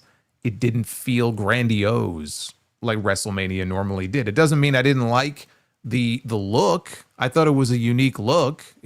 I could appreciate the fact it has a certain charm to it. I don't hate on this WrestleMania the way some people are like, oh, it's the worst WrestleMania of all time. I don't think it is the worst WrestleMania of all time. Is it among the worst? It's among the worst. I can't sit here and tell you that WrestleMania 9 was the worst. I think WrestleMania 11 is the worst. Yeah, that was WrestleMania. WrestleMania 11 was just bad and not like in a fun way. There was a lot of bad stuff on this show. One word I wouldn't use to describe it is boring. Like, it was never boring to me. There was some horrendously bad shit on this show, but it was almost funny. And there's nothing worse than like a boring wrestling show. There have been some boring WrestleManias. So I can't sit here and tell you, oh, this is the worst. Well, I will say this, though. I think this WrestleMania is the worst when it comes to match finishes. There were some terrible finishes on this show. Countouts, disqualifications, other finishes that just didn't make any sense. That I will say, I think this had the worst. This was the worst in terms of like finishes. But I still look at this show and I can watch it. I could sit here and watch the show. And there's other WrestleManias like I would not. They have no replay value for me. Yeah, I watched it back on Thursday night. I enjoyed the Tatanka Shawn Michaels match. The ending that, like you mentioned, was fucking ridiculous. He pulled the referee out, and they called it a count out. And I'm like, what the, like, even now, I'm fucking watching this. Yeah, I'm like, what happened to the disqualification? It's like he pulled the referee. I know it's a count out. I'm like, okay, it was a fine match. You know, I don't remember what happened with Luna Vachon and Sensational Sherry after that, but that was a little fuzzy to me. I enjoyed that. I enjoyed when The Undertaker came out after the chloroform and knocked Giant Gonzalez down. I thought that was pretty cool. I was a Watch big him, like flopping and flailing around on the yeah. floor. I mean, that was to see that again. It's like, yeah, it's pretty cool. I enjoyed Matt Bourne and Doink the Clown. The match with Crush was awful, but I was always a big Doink guy. The commentary, I enjoyed Jim Ross. That was Jim Ross's first WWE show. I enjoyed Jim Ross's commentary. Bobby Heenan was always fucking great. Macho Man, even though he was a little stunad. He mentioned something. He mentioned something. I don't know. I thought of you because I knew we were going to talk about this. He mentioned something with Sherry on the outside. He's like, what if Sensational Sherry beat Shawn Michaels for the Intercontinental Championship? I'm like, bro, it doesn't work that way, man. Everybody, Ross and Heenan just fucking ignored it, man. What a ridiculous comment. Well, this is the same Macho Man who only a few months earlier at the Royal Rumble tried to pin Yokozuna and had to be propelled out of the ring. One of the most absurd finishes ever to a Royal Rumble. Ridiculous. And it is also disappointing to see Luger and Perfect. I mean, there was so much hype around that. That didn't lead to anything, but then we ended up getting Perfect and Michaels leading into SummerSlam that year. Who else was on that? Was Bob Backlund on the show? Yes. Who He did wrestled Razor Ramon. Jesus Christ. In a 3-minute match. It was a complete throwaway match.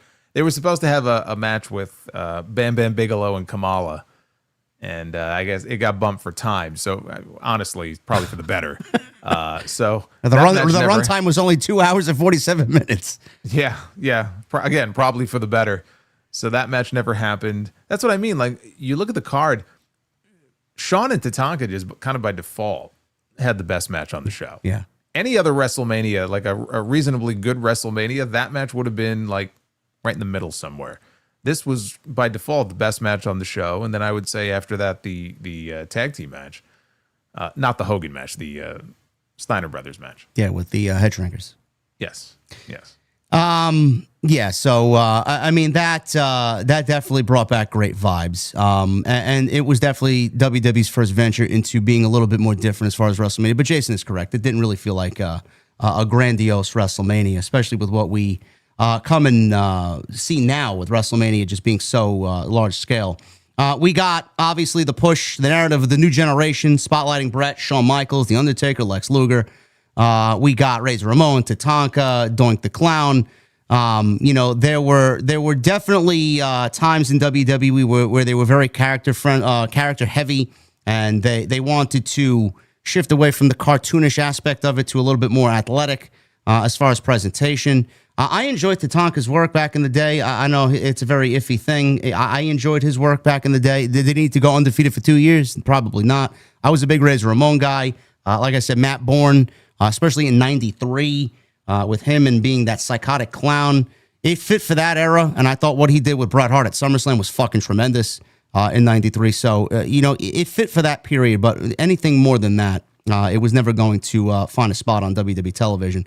But as far as the big talking point, Jason, obviously it was all around the most important part of the documentary was Hogan's inclusion, coming back, doing the tag team match. He said it was his idea. He wanted to come back. Little did we know, he lied.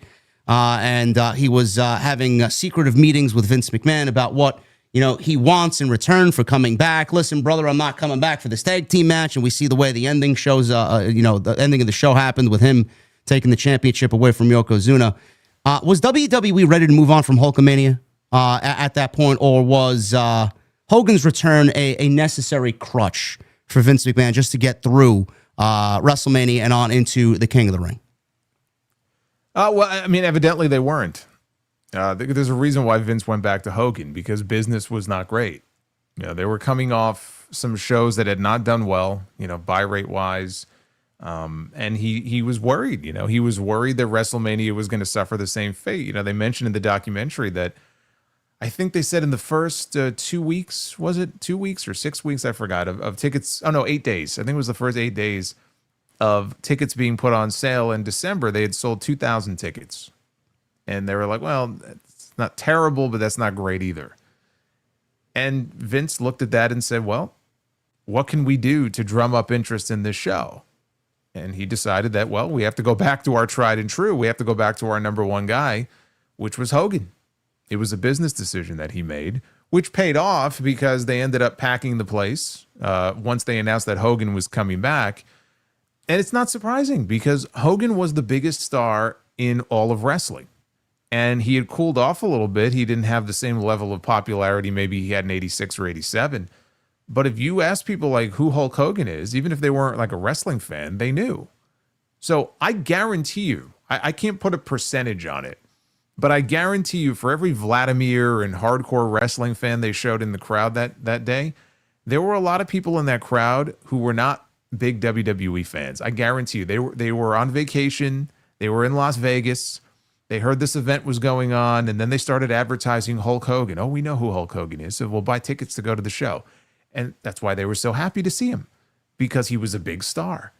And that was the thing that the show lacked, especially with Macho Man being on commentary. I don't know why he was on commentary and not in a match. They didn't really have that one big star on the show, until they added Hogan. So I can understand someone like Bret or Undertaker, which was so rich. Listening to Undertaker in this talk about how, these guys on the roster, we're working the house shows and we're there every day and we're bringing back this star from the old guard to take a spot away. And I'm like, you got to be fucking kidding me. This coming from a guy who was coming in for 7 or 8 years in a row to do one match at WrestleMania every year. Yeah. So I thought that there was a certain, what's the word I'm looking for? There was a, I don't know, maybe a lack of self-awareness there. But for all those guys who felt that way, they had every right to be frustrated. I would be frustrated. Bret Hart, I can understand why he was very upset about what happened and felt betrayed by the whole thing. I actually understand why Vince would have made the decision, though. He saw that the show was dying on the vine. He's like, we can't have WrestleMania die on the vine here. Let's see if we can make a deal with Hogan. And he did. And it worked. At least for that one night, it worked. But it was a Band-Aid on a larger wound, because I think he had relied on Hogan for so long. You can't rely on him forever. There has to be a point where he starts putting people over, or you just move beyond him, which eventually Vince had to do. But he just wasn't willing to see WrestleMania die that year. Yeah, but to do it behind Bret's back the way that he did it, though, like you couldn't be upfront with him and saying, listen, I want to give you. Bret said he was promised a 6-year title reign or whatever the fucking case may be. I saw somebody said that. I don't remember hearing him say that in the documentary. Me neither. Yeah, I mean, Bret said that he was of the impression that he was doing a good job and they were really going to go with him. And of course, yes, Vince, if he really didn't feel like Bret was cutting it, because Bret wasn't really a draw at the time. He was still new in the Raw. I mean, he was still that tag team guy they put the world title on. If that's how he felt, then he should have communicated that to Bret.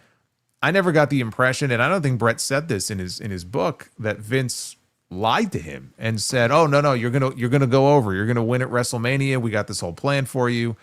I think that in his mind, Bret, figured, okay, I'm doing well, and this is where we seem to be headed. And maybe he talked it into himself. And then he got hit with the news, I think the night before, is when Vince kind of at the hotel told him what the plan was.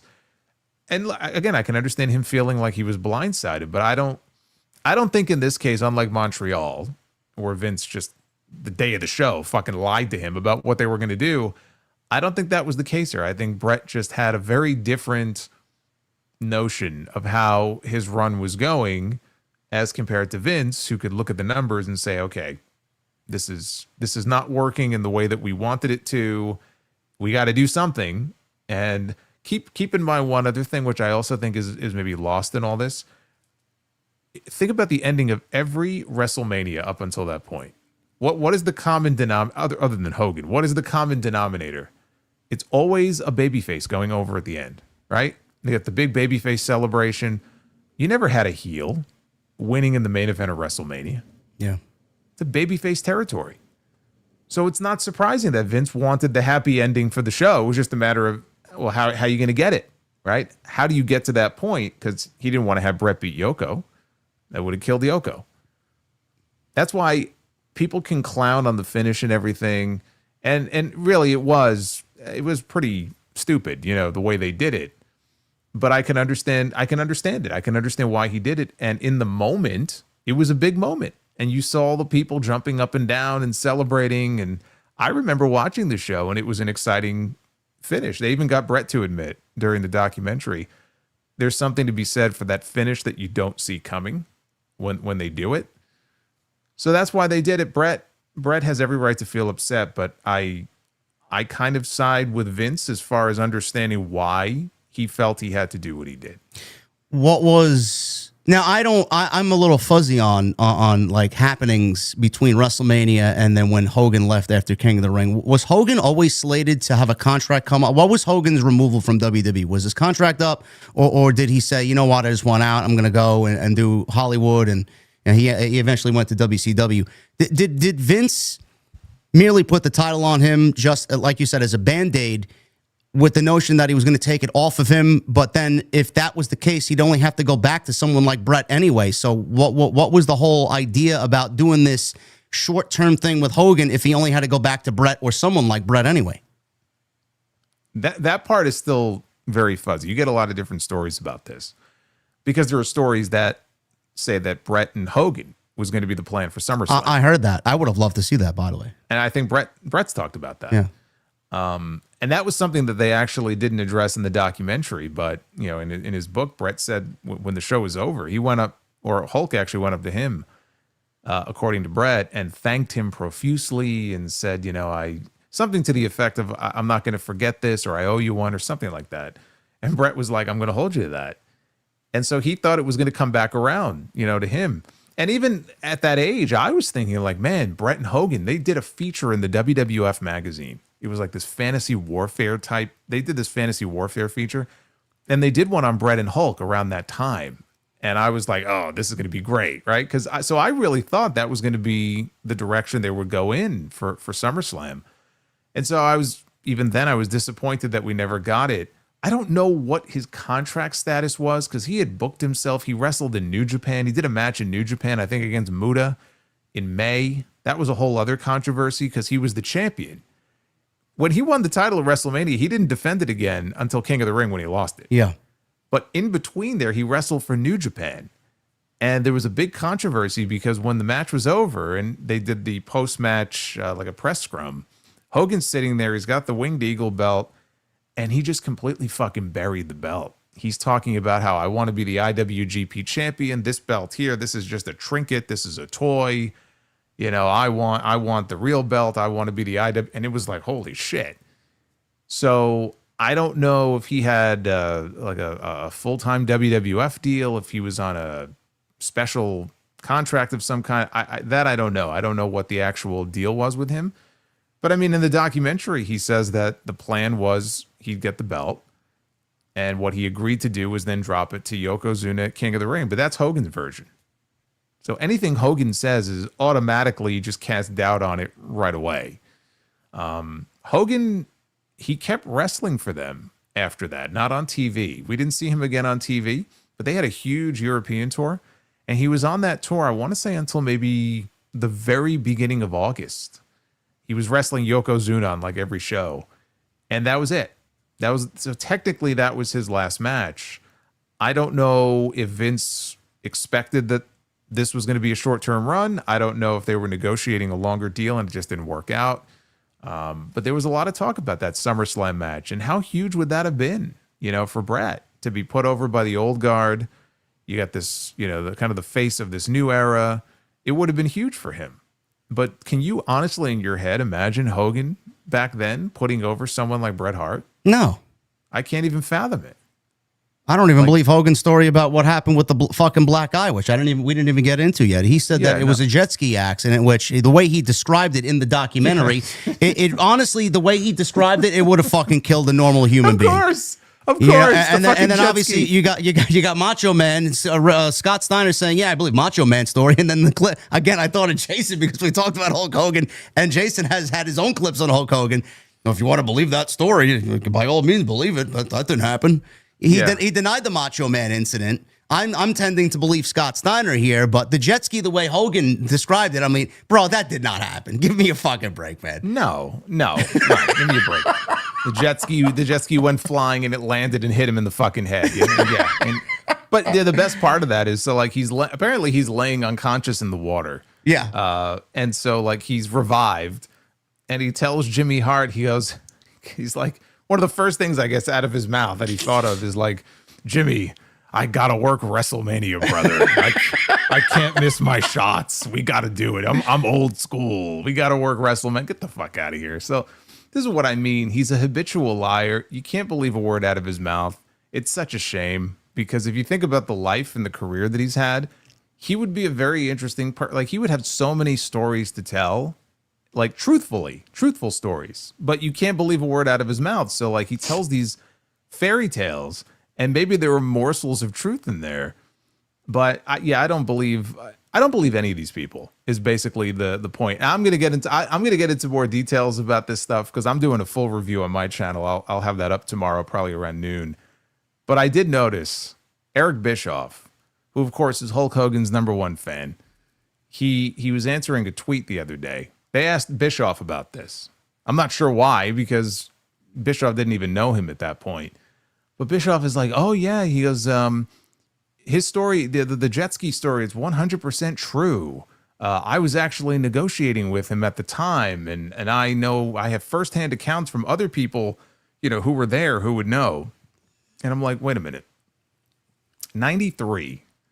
Bischoff had just become the executive producer of WCW, like right around that time where he really gained power in the company. Hogan didn't come into the company until the summer of 94. Bischoff in the past has said himself that the first time he started talking to Hogan or negotiating with Hogan was in 94. And here he is now saying, oh yeah, the jet ski story is totally true because I was negotiating with him at the time. So yeah, what he says is 100% true. I'm like, you're full of shit. Is everybody a fucking liar? Holy shit. Yes. It's a carny business. They're all carnies. They all have either it legitimately is just memory loss, and they just get all these memories jumbled up because they don't remember everything, which would be understandable if it wasn't just a constant stream of bullshit from these people. Like, I don't believe a word out of hardly any of their mouths. So, Even Scott Steiner, let's be honest here. Scott Steiner is no fan of Hulk Hogan. Like, he hates Hogan. And they've had their issues before. Hogan tried to get him arrested. It was the whole thing. So, like, even Scott Steiner saying, oh, your Macho Man told me that. I'm like, you know what? I don't necessarily believe him either.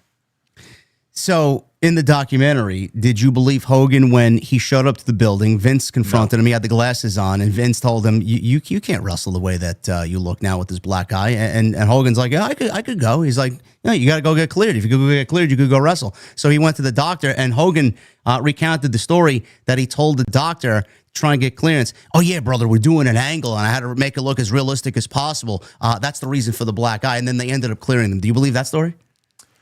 You know what I could believe? I could believe, because he told the story. The doctor, apparently he told the doctor, I had Macho Man punch me in the face, but it was like an angle. It's a storyline we're doing, and this is all makeup. And he said the doctor just rolled with it and signed his physical, and he was like, hey, Vince, look, I can go. I don't know if I believe it worked exactly like that. But what I think is plausible is if he did tell the doctor or he did tell people that day, like, oh yeah, me and Randy, like we're we're getting ready to do a program together, and this is all just part of that. If maybe that somehow, like, people heard this and they took that and somehow it morphed into like a shoot where Randy Savage really punched Hulk Hogan in the eye, and then it just becomes this urban legend. That I could believe. I could believe that. But like, what really happened? The sad thing is we're never going to know. I don't know. I don't know. I know I don't believe Hogan. A jet ski did not fall and hit him in the eye. Okay, I don't believe that. I don't believe that. I don't necessarily believe Savage punched him either. Although Savage did not like him during that period because he blamed Hogan and Hogan's wife for his marriage falling apart, which had just happened. I think Liz divorced him around that time. So he had no love lost for Hogan, and Savage was a crazy man. I love Macho Man, but he was a fucking lunatic. So it's not impossible to conceive that maybe he did do it. But I always heard that story and was like, it's kind of like the Macho Man Stephanie stuff. Like, that's some urban legend that people have talked about for so long. I think they've talked it into their head that it's legit. I'm not so sure about that. You know, one thing they didn't show in the doc, when the show was over, Savage got in the ring and he grabbed Hogan by the arm and raised his arm. He was celebrating with Hogan. Now, if Savage didn't like this guy to the point where he punched him in the face, do you think he would do that? Yeah, I didn't even think about that. That's a good point. Did you? I don't know why they didn't show it. I wish I knew where that footage was from, but I know I've seen it before. But yeah, he gets in the ring. The show's over already. Like, they're off the air. And he gets in, and maybe they didn't know they were off the air, but he gets in the ring and he's celebrating with Hogan. I'm like, come on, dude. Like, if the heat was that bad between these two, like, there's no way. There's just no way. So did he get into trouble in Vegas somewhere before the show, the night before, and get into trouble and be somewhere where he shouldn't have been? Maybe he owed somebody money? Maybe so. Maybe he said the wrong thing to the wrong person. I mean, who knows? You know, who knows? Well, yeah. That's what I mean. We'll never know because Savage isn't here. And Vince obviously wasn't going to sit for an interview for this. And he's another one where, are you going to believe what he says? No, not after his comments in his documentary, you're going to believe a word out of his mouth? Not a fucking word. This was a 2-hour documentary. I enjoy. This is WWE's bread and butter. They always do great with these types of documentaries. Before we move on to this year's WrestleMania, what was the biggest miss for you? What do you think they should have leaned into more? What do you think they should have discussed more as far as controversies or other matches that should have happened on the show, etc.? What should they have added that didn't? Well, the thing that disappointed me the most was just not diving deeper into the decision to go with Hogan in that spot at the end of the show. Like, we could talk about the business aspect, and I think at the end of the day, that's really what it was. But I would have loved to have heard from, and I know why we can't hear from Vince, but he really would have been the best person to talk about this. When was the decision made? Like, how far in advance was the decision made? Not only is Hogan coming back, but like, we're going to do this crazy finish and we're going to have him, walk out with the championship. What was the real rationale behind it? Was there really ever a discussion or a plan to do him and Brett, down the line, like a passing of the torch? I was hoping we would get some more light shed on that, and they really didn't. I mean, you kind of get bits and pieces from people. Undertaker gives his opinion. Undertaker was like, oh, there were politics being played. Yeah, no shit. And then they just moved on. Like, he didn't really expand on that. So I think that was the biggest disappointment for me, because that was the juiciest thing I was hoping to get out of this. Like, in the trailer, they were teasing. And I'm like, okay, well, if they're teasing this stuff with Hogan, maybe they'll really get into it. And they kind of glossed over it.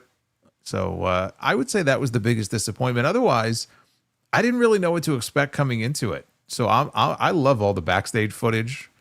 Undertaker in his original gimmick, like out of character, looking at the cameraman like, what the fuck is he doing here? Mm-hmm. And then Paul Bearer walking around. There was a scene with Macho and Linda McMahon, and he made some joke about like, well, what's in the cup? And she showed it's like Pepsi.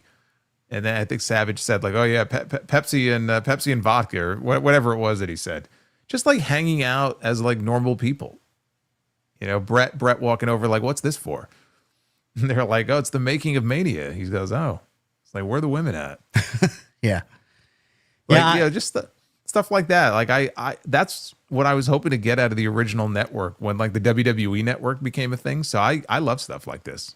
Yeah, I thought the documentary, for the most part, was an entertaining 2 hours for sure. You know what boggles my mind is how they go from that, WrestleMania 9, to King of the Ring, one of their worst pay-per-views maybe ever, and then into one of their best pay-per-views maybe ever. So it's like the time frame between shows was like, holy shit, so polar opposite. Like, how did they go from one to the other?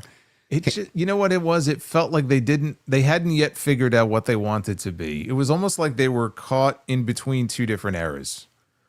Just enough had changed that it didn't really feel like the Hulkamania era anymore, but he was still there. Like they couldn't let go of it. They weren't ready to just fully embrace this new generation of talent. So they were still clinging to like the old guard in Hogan, and they were like in between worlds. That's kind of what it felt like. And then once Brett had the King of the Ring performance and all that, they kind of made the move more towards the new generation of talent. But then look what they did with Luger. As soon as Hogan, lost the title and it looked like he was on the outs, Vince panicked and was like, "Oh, we have to turn Luger and make him the next Hogan. So we'll make him the All-American guy." It's like he just kept going back to that. He couldn't help himself. And for Luger, that was a terrible gimmick. Yeah, that was one of the most forced gimmicks maybe in the history of WWE. I enjoyed Luger's work, but to a point where they wanted you to know this is our guy, and you had to either fucking live with it or just don't watch. I knew from there I can't watch this shit. It was awful. Yeah, I mean you could tell he was not comfortable. No, doing it, and he was better as a heel anyway. But like it was so forced. And it took them a while, and then eventually they realized that Brett was their guy, because Brett did get more popular as time went on. So ultimately, what happened the following year? Luger lost, and Brett got the belt. So they ended up back there anyway. It just took them a year to figure it out. And then we got 1995, and that was better left unsaid and not talked about, honestly. Yeah, I don't think we need any documentary, unless it's like a Dark Side of the Ring about 1995. I think the less said about that, the better. You weren't a Body Donna's guy, huh? I wasn't a Body Donna's guy. I wasn't. Remember TL Hopper? Yeah, Godwins. The Godwins, the Goon. I remember. Yes, I remember the Goon. Yes, the Goon, who used to come out on skates with a fucking hockey stick. What about Mantar? Of course, Mantar. Half man, half tar. How could I forget? Oh my god! Giant head that he would come out on or come out in, and I mean, some of the other ones were just so bad. It was so bad. It was like he went on an acid trip that year. And it's like, how many awful gimmicks, how many careers can I ruin this year? Of course, Isaac Yankem.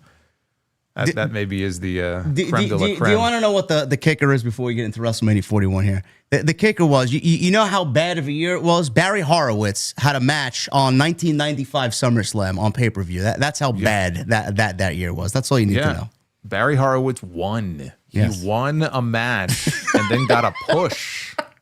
That says it all right there. Oh my God, man! What an awful year. If I never had to go back and watch anything, maybe the ladder match with Shawn and Razor part 2. Outside that, I didn't give a shit about. I honestly don't even remember what happened that year. To be quite honest with you, I don't. There was some good stuff that year. That's kind of the shame of it. Like people rag on it, and rightfully so. But like there actually was. They had talented guys on the roster that year, and there were some memorable matches.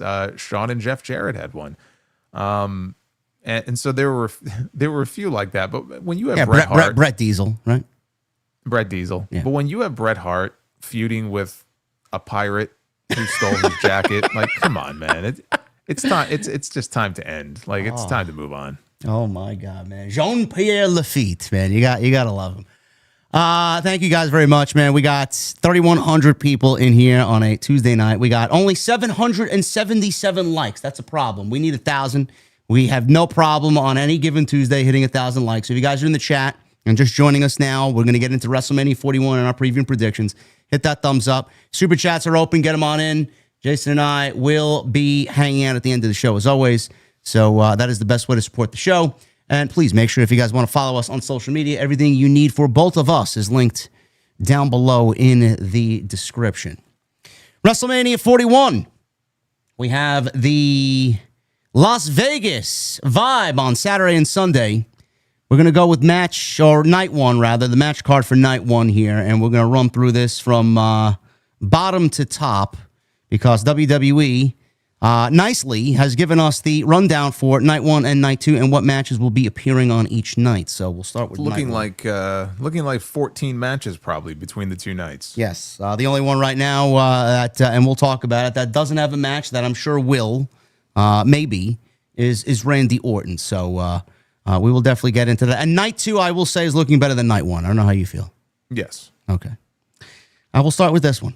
WrestleMania 41 preview and predictions, folks. Rey Mysterio will go one-on-one with El Grande Americano. Now, I know, Jason, a lot of people have looked at this and said it's silly and Chad Gable deserves better. But I know you and I discussed this last week and in the previous weeks, and I mentioned it again last night. You know, beggars can't be choosers. Chad Gable, whether you like Grande Americano or not, Chad Gable's getting a one-on-one match at WrestleMania. So I am very grateful for that, as I know you are. And this could be a sleeper match of the night. Before we get into the prediction of where we think this is going to go, I did mention this also last night, and I'm curious to know your take on this. You know, up and down this WrestleMania card, and we'll get to what Triple H said here. He had a quote about not listening to fans and social media is not real life and this and that. But the situation with this WrestleMania card, I'm curious to know what you think. Do you feel like this was the WrestleMania card from November, October-ish, and this is what they had planned all along? Or is this a card that had been slowly pieced together over the last few months, and WWE realistically didn't know where they wanted to go? Because I mentioned this match specifically.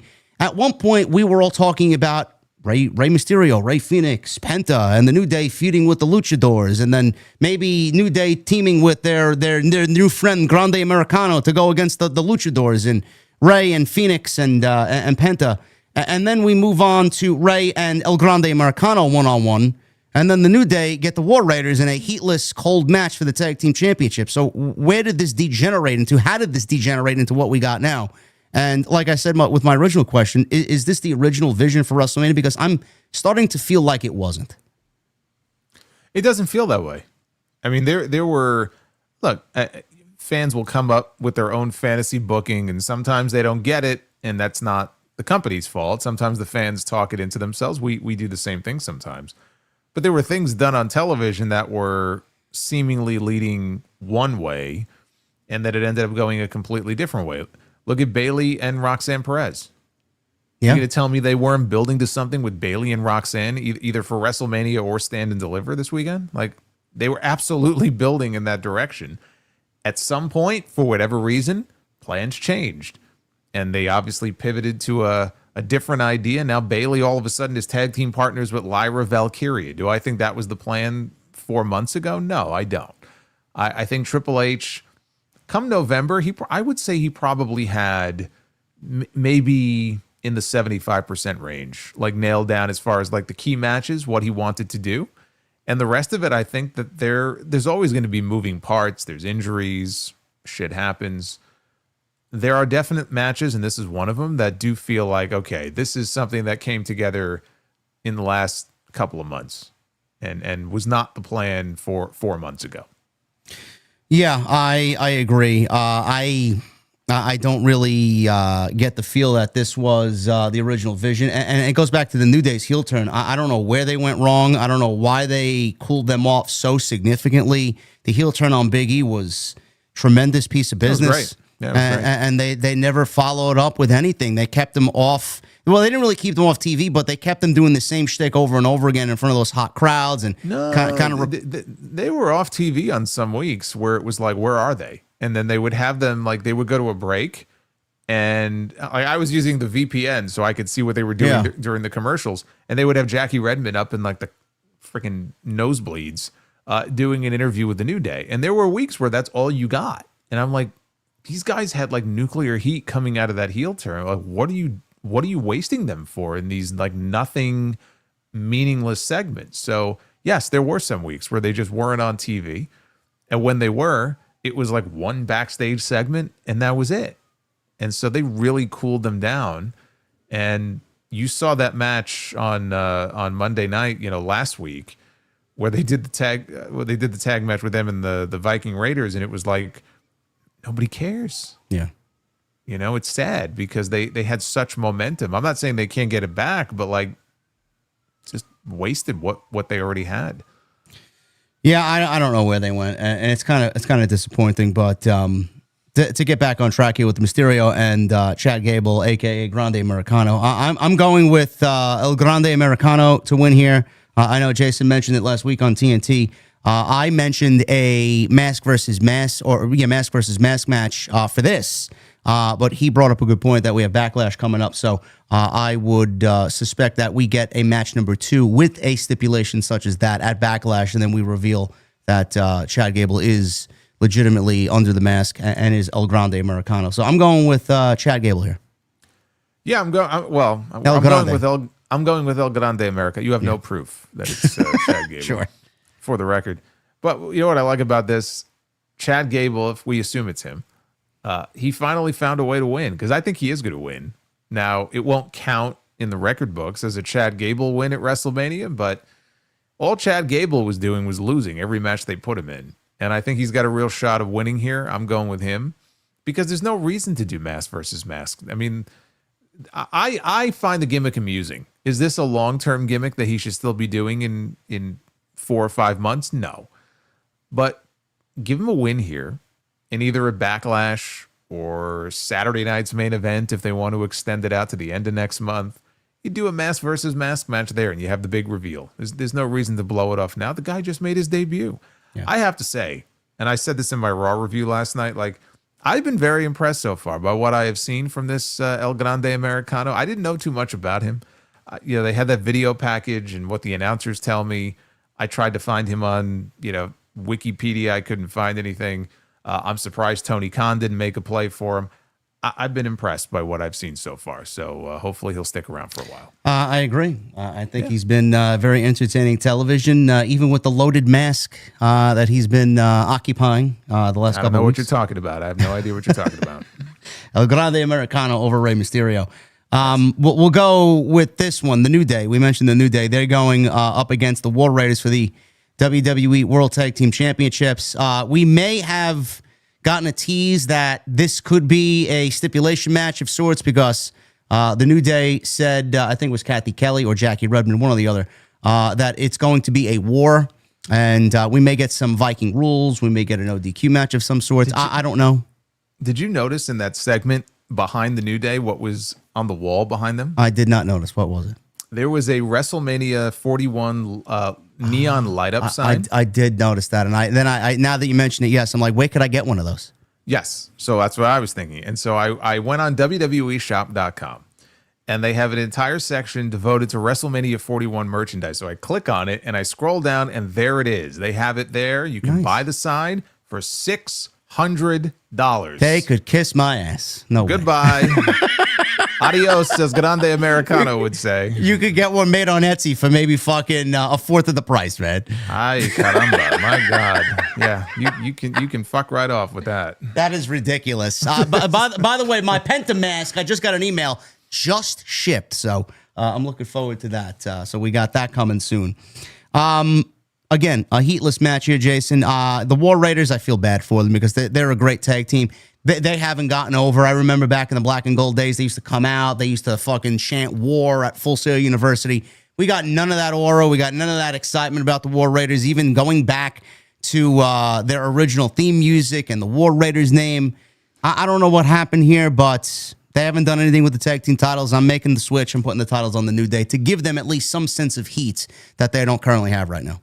Yeah, I mean, I like the War Raiders, but this run is just kind of dead right now because they don't really have anybody to work with, And right now, the New Day, they need this win. I mean, they got to heat these guys back up in some way. I say put the titles on them, get them on television more consistently. You're going to have the same issue with them. You got to find opponents for them, but I think you got to do a title change here. Yeah, absolutely. New Day going to walk out the new World Tag Team Champions. Jade Cargill will go one-on-one with Naomi. This is Jade's first WrestleMania singles match, and I know we talked about Naomi. I think a lot of people were mentioning that she was a part of a six-pack challenge the last time she had a singles match at WrestleMania. But I'm going. Let me see here. Somebody corrected me on something the other night, and I think she has had a singles match at WrestleMania before. You go ahead. I'm going to look this up. Yeah, well, Jason looks that up about Naomi. This feud has been very good in regards to Naomi. I mean, I wish I was a little bit more invested in what Jade Cargill's doing. I don't find her to be a very likable character. I don't think she comes off as someone that I really should be cheering for. Maybe that changes over time and we get her properly presented on television. I do think that she would probably be a better heel than she is a babyface right now. But Naomi is killing it in her heel run so far. I love the presentation. I love the way that she's kind of owned it the last few weeks. You see that she's devolving into this darker character, and she's moving away from that glow, even though she did come out and was supposed to wrestle somebody on SmackDown. She came out to her babyface theme music. We got to change that very soon. Someone hopefully, preferably not Def Rebel. But Naomi's killing it, and the vignette that we saw on Friday, Jason, with the razor blades all over her, and she's just got this darkened vibe to her, and her new catchphrase is proceed with caution. I love what Naomi's doing, man. I think this is going to really result in one of the best runs that she maybe has ever had in pro wrestling, and I'm loving what she's doing right now. Yeah, I really like the vignettes and the work she's done on those promos. There have been 2 or 3 of them so far. I looked it up. It's showing, I think, a 6-pack challenge at that WrestleMania where I thought she had a singles match. So this may be her first 2 at WrestleMania. I would be giving the win to Naomi. Me too. Really, it comes down to what is the direction here. If this is one and done, then Jade wins. I can't imagine this is one and done. So, assuming it's not, and they're going to extend this out for a little while longer, Naomi should win this. I'm not convinced that Bianca is done with these two. I think Bianca may end up being worked back into this story after WrestleMania. But I'm going with Naomi for the win. I just think she needs it more. Jade losing here doesn't really harm Jade, but I feel like Naomi just turned heel. And so for her to just turn heel and then get beat, it doesn't do her any favors.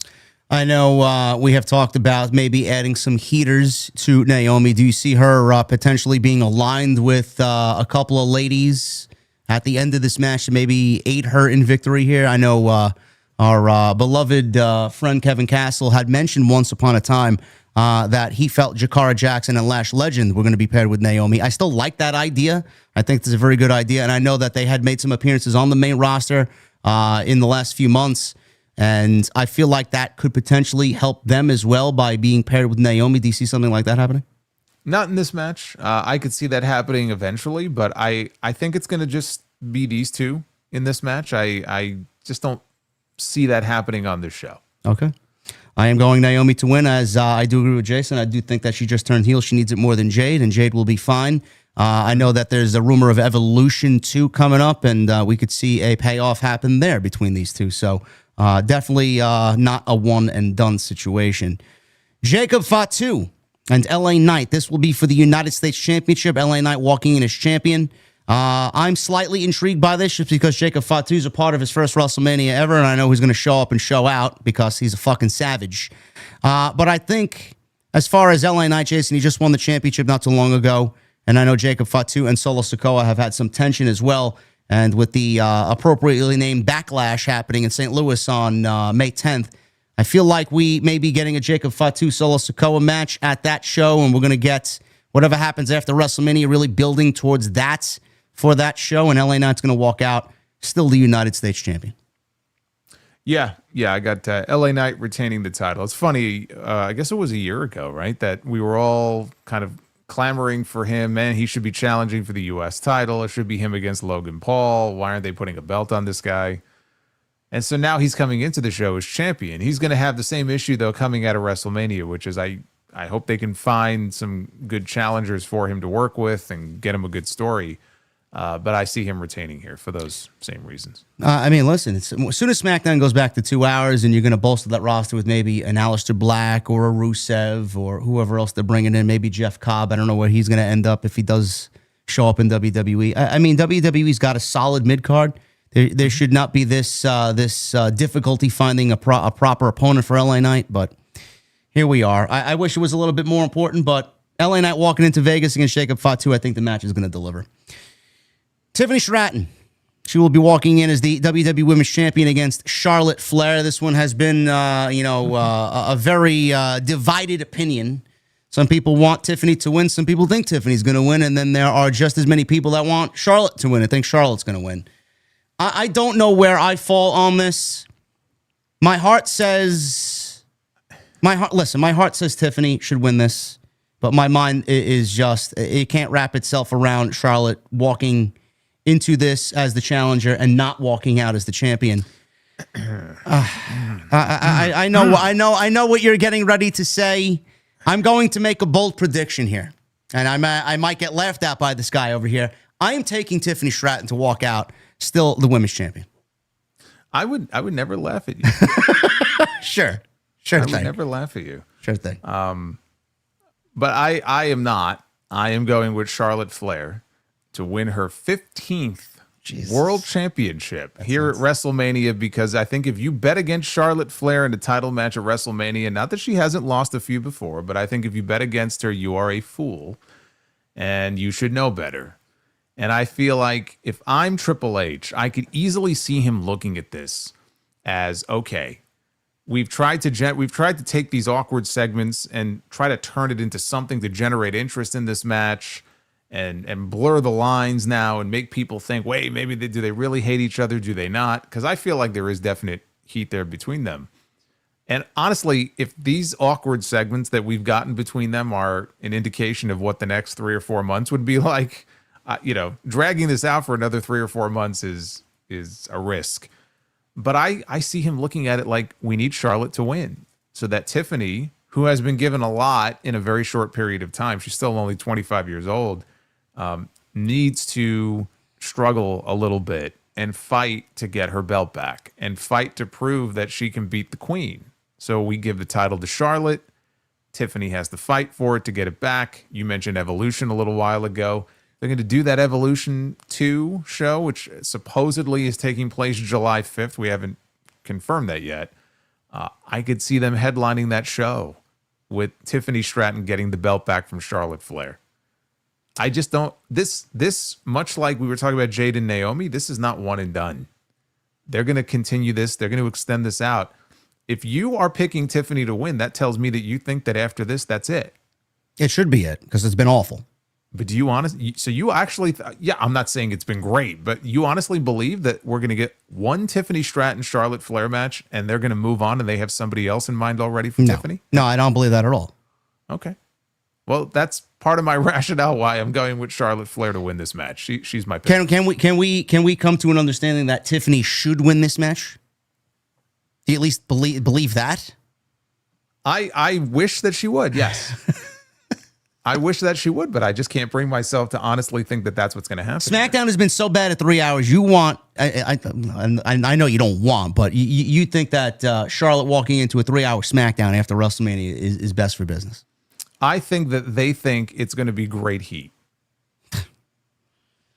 I don't know. That just sounds terrible. What would the story even be? How do they take the evolution of what we see now and move it to the next chapter? What is the next chapter? What is the story? How do you even make this interesting? The story, well, I don't know about that, but the story is that, as I see it, I think the story is that Tiffany, as young and inexperienced as she is, bit off more than she could chew. And Charlotte will do whatever it takes. If that means she has to cheat, if that means she has to do something nefarious in the match, she'll do it. Because she's the veteran. She's the queen. And she's going to outsmart Tiffany.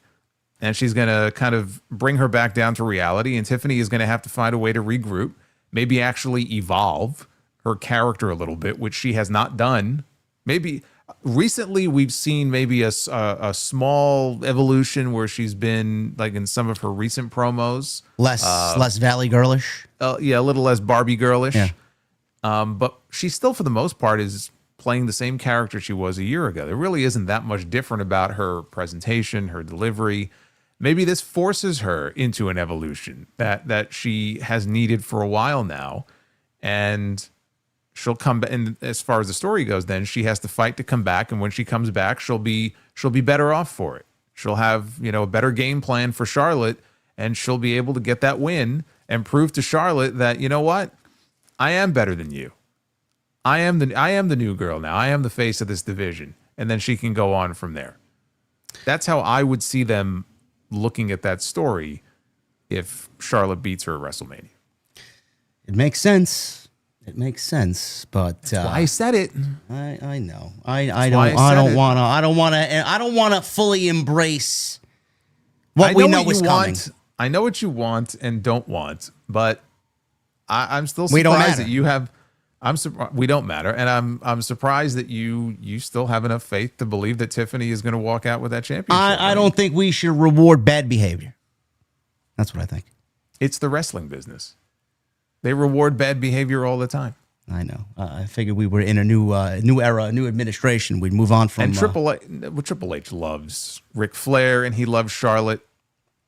You think he's going to do wrong by her? He already did wrong by her. Maybe not in his mind. He did wrong by her by having her come back and immediately win the Royal Rumble. But she came back and immediately won the Royal Rumble because she's Charlotte Flair. So she's going to cash in her Charlotte in the bank, and she's going to leave a 15-time world champion at WrestleMania. So there are 4 championship matches on this card for night 1, and 3 of them, according to our predictions, will be changing hands. So, like Jason said, Charlotte more than likely is going to walk out. I don't want to fully embrace it yet until I see it, and believe it when I see it with my own eyes. No, embrace the hate. I guess embrace the hate. My heart says Tiffany, but I know Charlotte's going to win. So that's that. As far as the match itself, hopefully they deliver because the feud is not delivered. Gunther, speaking of delivering, he delivered one hell of a fucking promo. In my honest opinion, probably the best Gunther promo that I think he's cut in WWE, period. I thought that segment last night was a tremendous piece of business where he basically said that he's lucky Jey Uso didn't lose control. Otherwise, he would have bathed in both their blood. So I thought what he said last night was great, especially the line about him calling his own mother up and telling his mother his mother. I'm gonna call my mother and I'm gonna tell her I beat Jey Uso. I love it. I fucking love it. That was fantastic. But on the flip side, I don't know why WWE did this. I really had a problem with the presentation of both combatants here in the World Heavyweight Championship match. Jay cut a serious promo last week, Jason, and Gunther said nothing. Gunther this week cut a serious promo, and they had Jay go out there and fucking be Yeet Man again and basically say nothing but fucking throw his hands in the air. They were better off probably not even doing that until WrestleMania. I don't know what possessed them to do that on the go-home show when we didn't really need that. They should have kept the serious vibe instead of the whole party atmosphere. That was the only negative I took away from the final build to this match. But this really has turned the corner over the last 4 weeks, and I still got people in my DMs and fucking arguing with me. Oh, look at JD. He's a Jey Uso merchant. All this nonsense. If you're watching the show and you don't believe that they turned the corner for this, I don't know what show you're watching. Because coming out of the Royal Rumble, it looked like and sounded like they didn't have a fucking plan, and they kept doing the same thing over and over and over again. Gunther saying he's going to send Jey Uso to hell over the next 10 weeks. We got the same attack for 4 straight weeks. And then all of a sudden, Jimmy got involved, and it really got personal. And that little twist to the story really took it to the next level. And we got that great image of Gunther bathing in Jimmy's blood and Jay talking to his family and his mother asking him, why did you let that happen to Jimmy? And Jimmy is in the hospital, and Jay's going to go out there and get respect. And he's praying to God for the man that he's going to become at WrestleMania. All this shit has been great over the last 3 or 4 weeks. So I don't know what fans are really watching.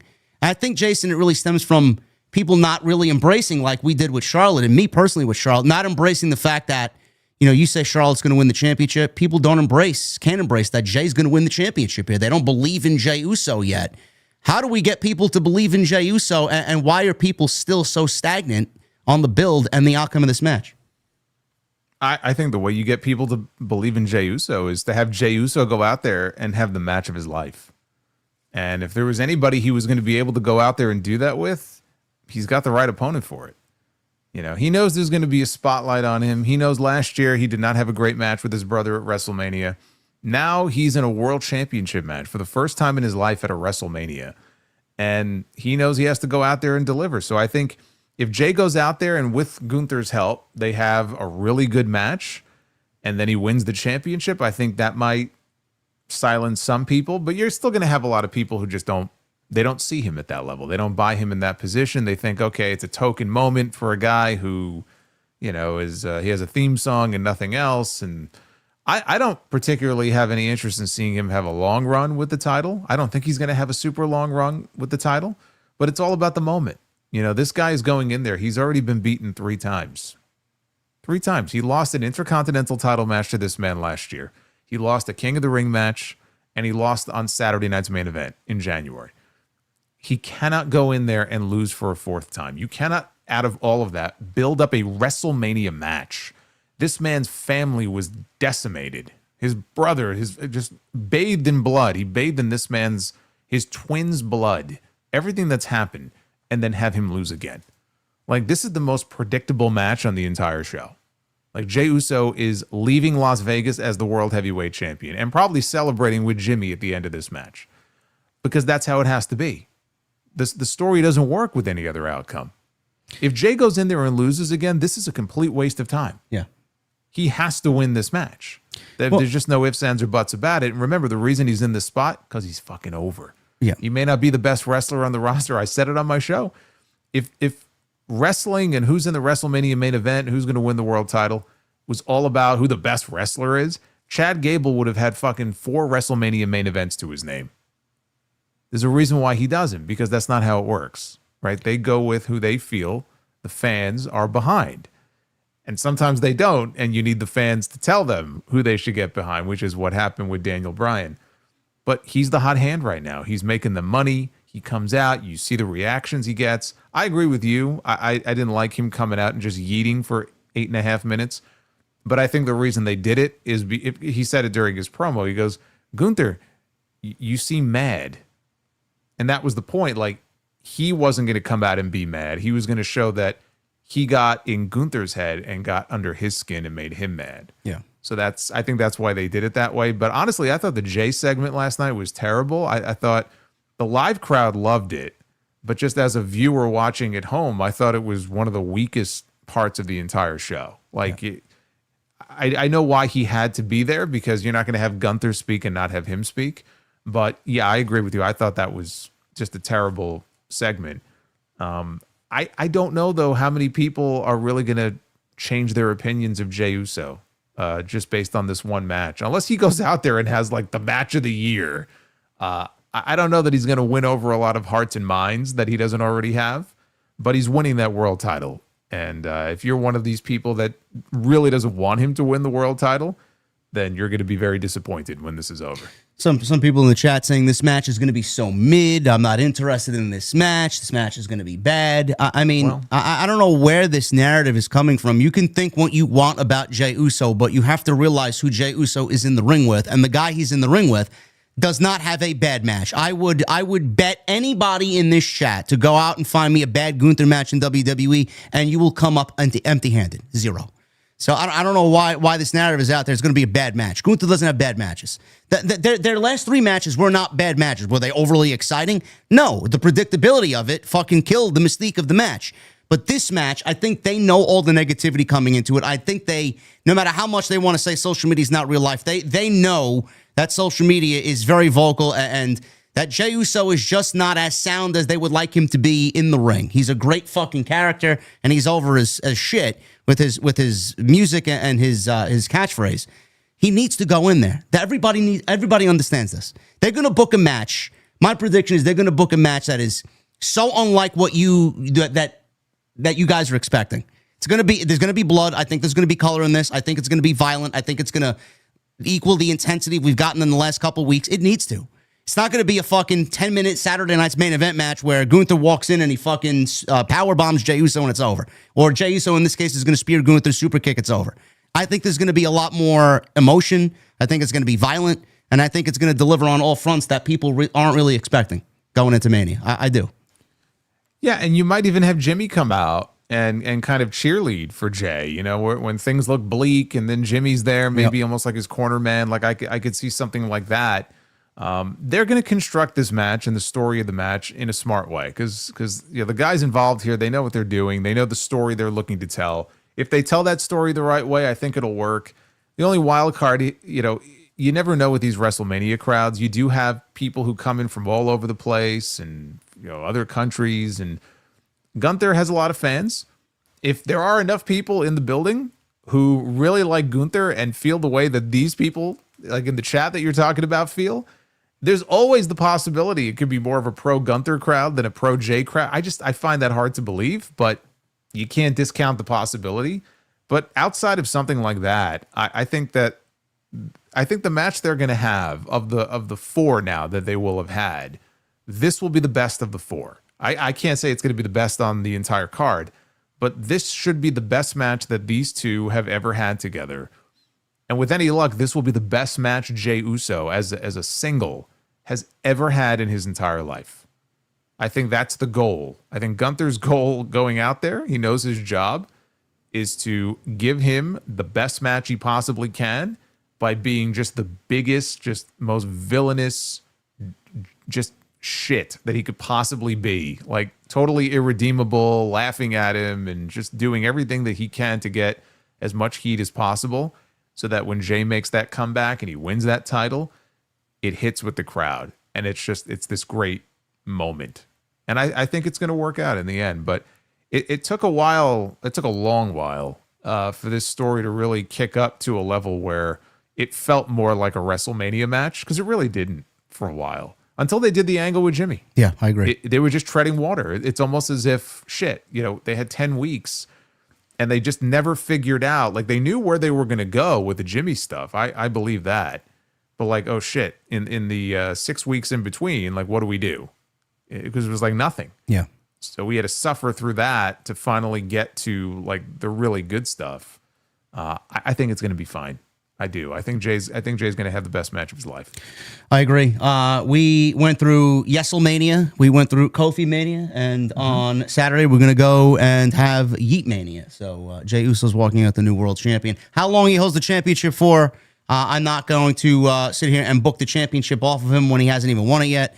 But I could see something, if you want to talk about a reign predicting, I could say maybe SummerSlam. Maybe. Yeah. Who that is, I don't know. Braun Breaker. Could be Gunther again. We don't fucking know. I don't know.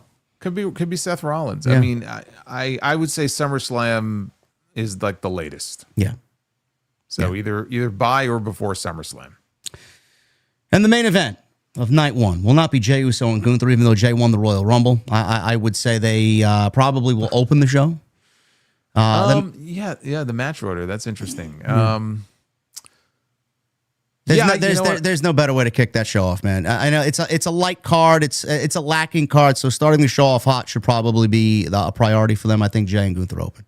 Yeah, I think just looking at the card, that probably makes the most sense to go with them to open the show. But yeah, both Royal Rumble winners wrestling on the same night, neither of whom are actually in the main event of the show. Yeah, which is why I've said change the Royal Rumble. And you no longer have to say that the winner goes to the main event of WrestleMania, because sometimes they don't go to the main event of WrestleMania. And it's enough to just say that the winner gets a title match against the champion of their choosing. All it is changing a few words. That's it. That's it. Or eliminating a couple of words. Very simple. Very simple. Main event is Roman Reigns. Of course, this is his 10th main event, not 11th. I don't know where that came from last week. Roman Reigns, Seth Rollins, and CM Punk will be in a triple threat match. There's no championship on the line. There's no championship opportunity on the line. But Paul Heyman is the centerpiece in the spotlight of this triple threat match. And it all started with a favor that was promised back in November with Punk taking part in War Games. We didn't know what that favor was. People had made speculations and talking points about what the favor could be. We come to find out that Punk did not win the Royal Rumble. Punk did not win the Elimination Chamber. And he got his main event at WrestleMania regardless, because the favor, supposedly, was he wanted to main event WrestleMania, and he had Paul Heyman put it in the contract for this triple threat match. But then CM Punk, he swerves everybody, including Paul Heyman and Roman Reigns, and says, no, that's not the favor that I'm owed. So they left you with a cliffhanger going into the next week where we did get the reveal, Jason, and it was that he wanted Paul Heyman to leave Roman Reigns and walk him down the aisle at WrestleMania and not his tribal chief. And it has devolved into whatever we see now. And just listening to you say that, like he wants Paul Heyman to walk him down the aisle, like he's giving him away at his wedding or something. yes, I want Paul to walk me down the aisle. Well, but this is why people are frustrated, because they think it's more of a love triangle main eventing WrestleMania than a legit stakes on the line, championship opportunity on the line.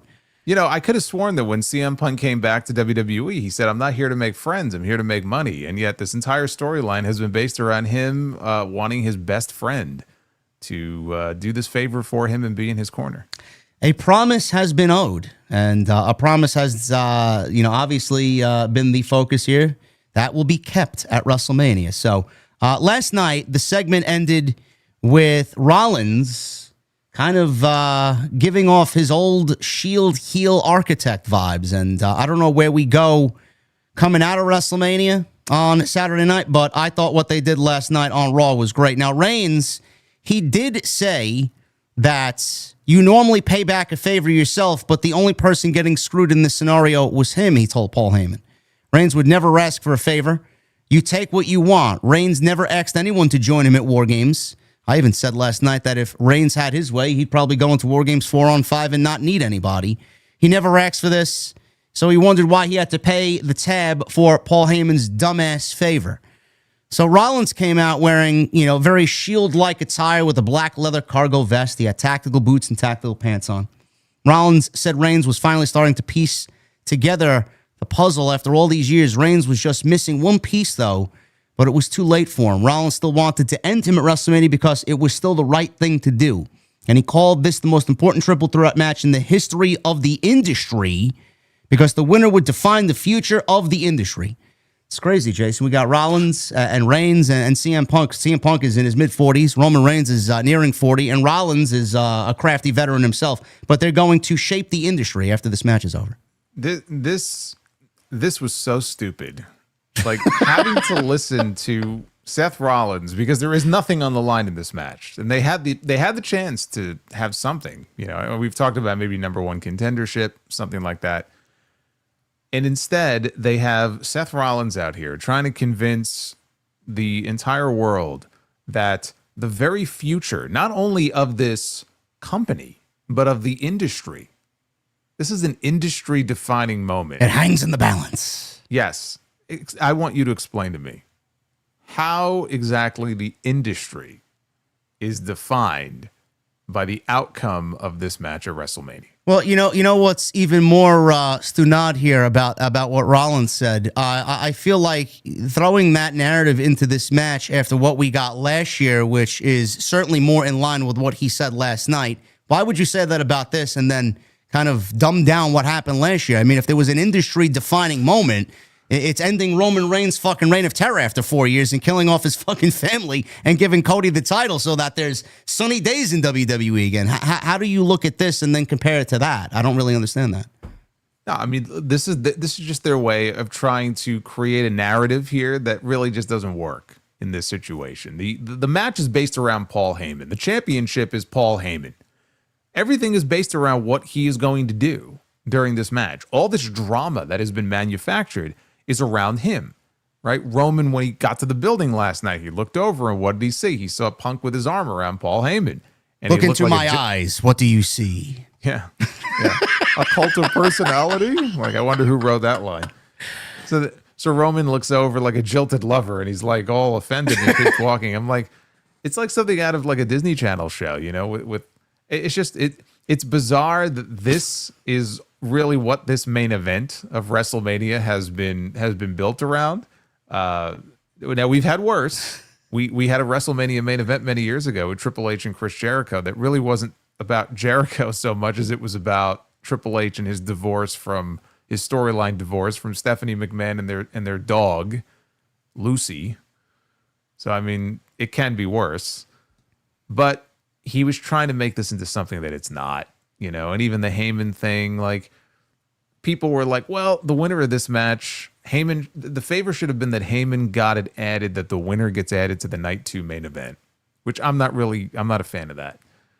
But even if they wanted to do that, like, what power does Heyman have to even make something like that happen?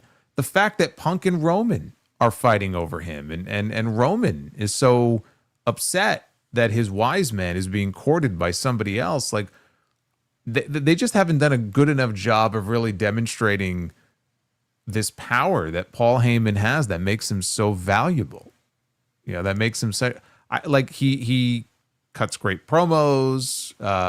Sometimes, I mean, a lot of it is recycled material, but like, he's been around for so long, we know who Paul Heyman is and how great he is, but they haven't demonstrated that he has any real power, right? Or any real authority. And yet they're fighting so hard over him. So it's silly. And Rollins trying to explain this as like a battle for the soul of this company. Like, give me a fucking break, dude. Like, come on. I mean, he was trying, but like, no, it doesn't work. It just doesn't work. On the next episode of The Days of Our Lives. Will Roman Reigns be able to hold on to Paul Heyman? Oh my God, man! Listen. Oh my God! Oh Fucking man, break. Listen. It's you know, this is why I agree with a lot of Rollins in this feud. You know, Punk is a master storyteller. Reigns is fucking great, and Rollins to me has been the standout guy here because, you know, a lot of the heels and their heel work in WWE lately is the heels, you know, speaking their truth and thinking that their truth is correct. You know, we see it with Drew McIntyre, we see it with John Cena, and we're hearing it with Seth Rollins now. But Rollins, more so than anybody else lately, has been factually correct because he said as he came out there, you know, after all the dumbass shit that he said here, it's the industry-defining moment and it would define the future of the industry. You know, that person could not be Reigns because if the industry was filled with people who only show up when it was convenient for them and wanted everyone else to do the dirty work for them, it would die. If the industry was filled with people like CM Punk who pick up their ball and go home only to come back and leech off other success, it would die. You know, to go in line with the storyline, that's what character Roman Reigns has played, and that's basically what people know and have come to know of CM Punk. Rollins didn't want to do business and have it die. He wouldn't, it wouldn't if it were filled with people like him, people who sacrificed and would always do what was best for the business. There could only be one, and it had to be Rollins. The piece that Reigns had not figured out yet was that favors didn't happen by chance; they were by choice. Rollins, and this is where he really, you know, I thought he was impeccable last night. Rollins chose not to put Heyman in the hospital last week, and now Heyman could choose to pay that favor back to him at WrestleMania. But Heyman is a scumbag, and Rollins expected nothing from him. Heyman chose to be in Punk's corner. It wasn't just a betrayal. Heyman was choosing, and Reigns had to figure out why he was choosing Punk over him. Reigns then looked at Rollins, then looked at Heyman and said, you know what? This guy's right. Heyman made his choice. Reigns made his choice too. Reigns then attacked Rollins, shoved him into the ring post, and this ended up having CM Punk come out because Reigns shoved Heyman down. He ran out there to defend Paul Heyman. He got taken out by Reigns, and then Rollins stood tall, not only by delivering a stomp to CM Punk, but he also took a Shield callback chair shot to the back of Roman Reigns and delivered the stomp to him as well. That was great. I love that, and it really just kind of showed what type of guy Rollins is going into this match. Not all of it is bad, Jason. It's just that some of the words that they've used and some of the statements that they've chosen haven't really resonated because they sound ridiculous.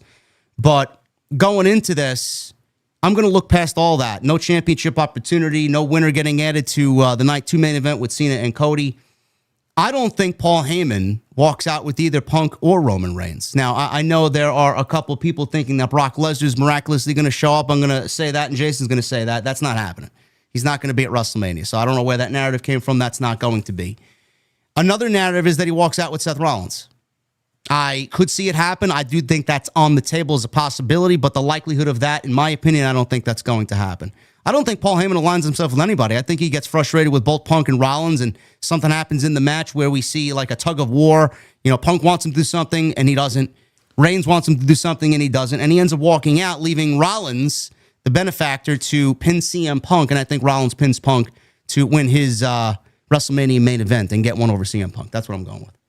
Yeah, I mean that's what I said basically in my predictions. On Sunday on the sound off, Seth Rollins is going to win. I felt a little less sure of my prediction when they went off the air last night, just because that's 2 weeks in a row that Rollins has been the last man standing.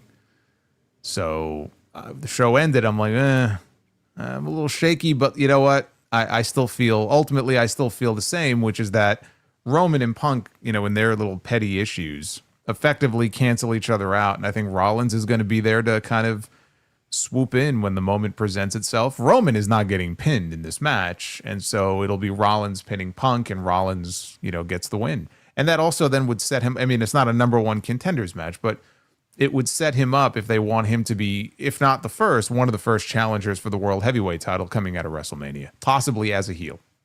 I like that. I think that's a possibility. Yeah. I got to ask it again because people continue to, even in my chat last night, mention it. I like the idea of it if they could really work it out and make sense of it. Rollins and Heyman joining forces.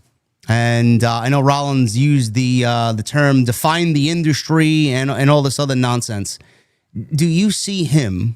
I know you're going to laugh again because I know you don't think there's a third man, but could Rollins align himself with The Rock? Maybe Heyman aligns himself with Rollins and The Rock, and that's how we get started with Roman and Rock building into next year's WrestleMania, and we get Rollins and Reigns continuing on and maybe into SummerSlam. How do you feel about all that? I don't think Heyman is going to have anything to do. If that happens, I don't think Heyman is going to have anything to do with that. And people are saying that because Rollins made the comment about, I do what's best for business, or whatever the line was. I didn't read into it in that way. Could it happen? Sure. It could happen. But I really, this whole notion of a third man, like, what I feel like one of the reasons that people have been sour on this build to WrestleMania is it really goes back to The Rock, because The Rock inserted himself into this story where he really didn't have to, but he inserted himself into the story in February and said, I'm going to be, although he had that weird segment with Cody, and then he said, I'm going to be in Toronto, I'm going to be at the Elimination Chamber. And so it's like, oh, okay, The Rock is back. And then we haven't seen him since. He pulled himself out of the build to this WrestleMania show. And it's not like John Cena was there every week either. Like, we could have used some shows where Rock, maybe when Cena wasn't there, would make an appearance. He has been just completely out of the picture. And they shouldn't need The Rock. They shouldn't have to rely on someone like The Rock to be the spark that lights the match for this WrestleMania and really shakes things up and makes things exciting. But that's what he did last year with the whole Final Boss stuff. And I think that's one of the things that has been missing from this build to WrestleMania. I would expect him to be at WrestleMania, but the whole notion of a third man, like, it to me, it doesn't work really unless there's this consistent, you have consistent appearances from these people, and I'm just not sure we're going to get it. So, like, are they building a faction that half the time won't be there? Like, I'm not sure how that would even work, honestly. I can't rule it out, though, because maybe that line was a little hint at something, or maybe it's just him talking about how once upon a time he did what was best for business, which he did, right? That's how the whole authority thing came about. I'm going to say no. I don't think that happens. I'm not gonna tell you that you're a fool and you're an idiot and there's no chance of it happening. I think there's absolutely a chance. I'm going to say no. I'm going to say that doesn't happen. We just keep it to Rollins, Reigns, and Punk. And like you said, I think Heyman kind of washes his hands of the whole thing. The stress becomes too much during the match. They're pulling him in this direction. They're pulling him in that direction. And Seth is there to just pick the bones and pick his spot, and he picks up the win.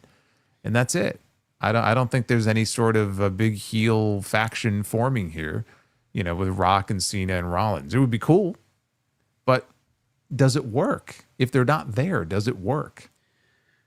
Probably not. They're going to need to be on TV. Does this show go off with a big cliffhanger going into night 2, or do they just end it traditionally with Rollins winning and they go off the air? I would feel something needs to happen after fans have been very vocal about the road to WrestleMania not really giving them a lot to really sink their teeth into. I would fear if WWE goes into the night 1 main event and then it's just boom, boom, winner on to night 2. We'll see if for Cena Cody. Do you think something's going to happen at the end of night 1 to really get you excited about going into night 2? No, I don't think so. Because I don't know what that would be. And they did that last year. They had the one match that led directly into the main event of night 2. Even the year before that, what was that? 39, right? They had the tag team title match. Yeah. And so the Usos suffered a big loss. And so the big thing there was, this could be a bad sign. This could be a bad omen for Roman Reigns. What's going to happen with the bloodline now on night 2? So that was they kind of tied that together. But then you go back to like 38, and they had Austin and Owens, and then the next night they had a totally different main event, Roman and Brock.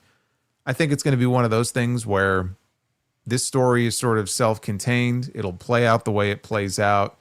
I don't really think it's going to have anything to do with what we see on night 2. So it's a nice idea to have some sort of hook from one night to the next, but I think it's going to end the way it ends, and that's it. I don't really think we're going to have anything like we had last year. We will see. I am hoping for the best on night 1. It is a decent card. I don't want to sit here and tell you it's a bad card. I mean, there's a lot to really like here, but does it resonate as a WrestleMania? I think a lot of people, including me, I've done it.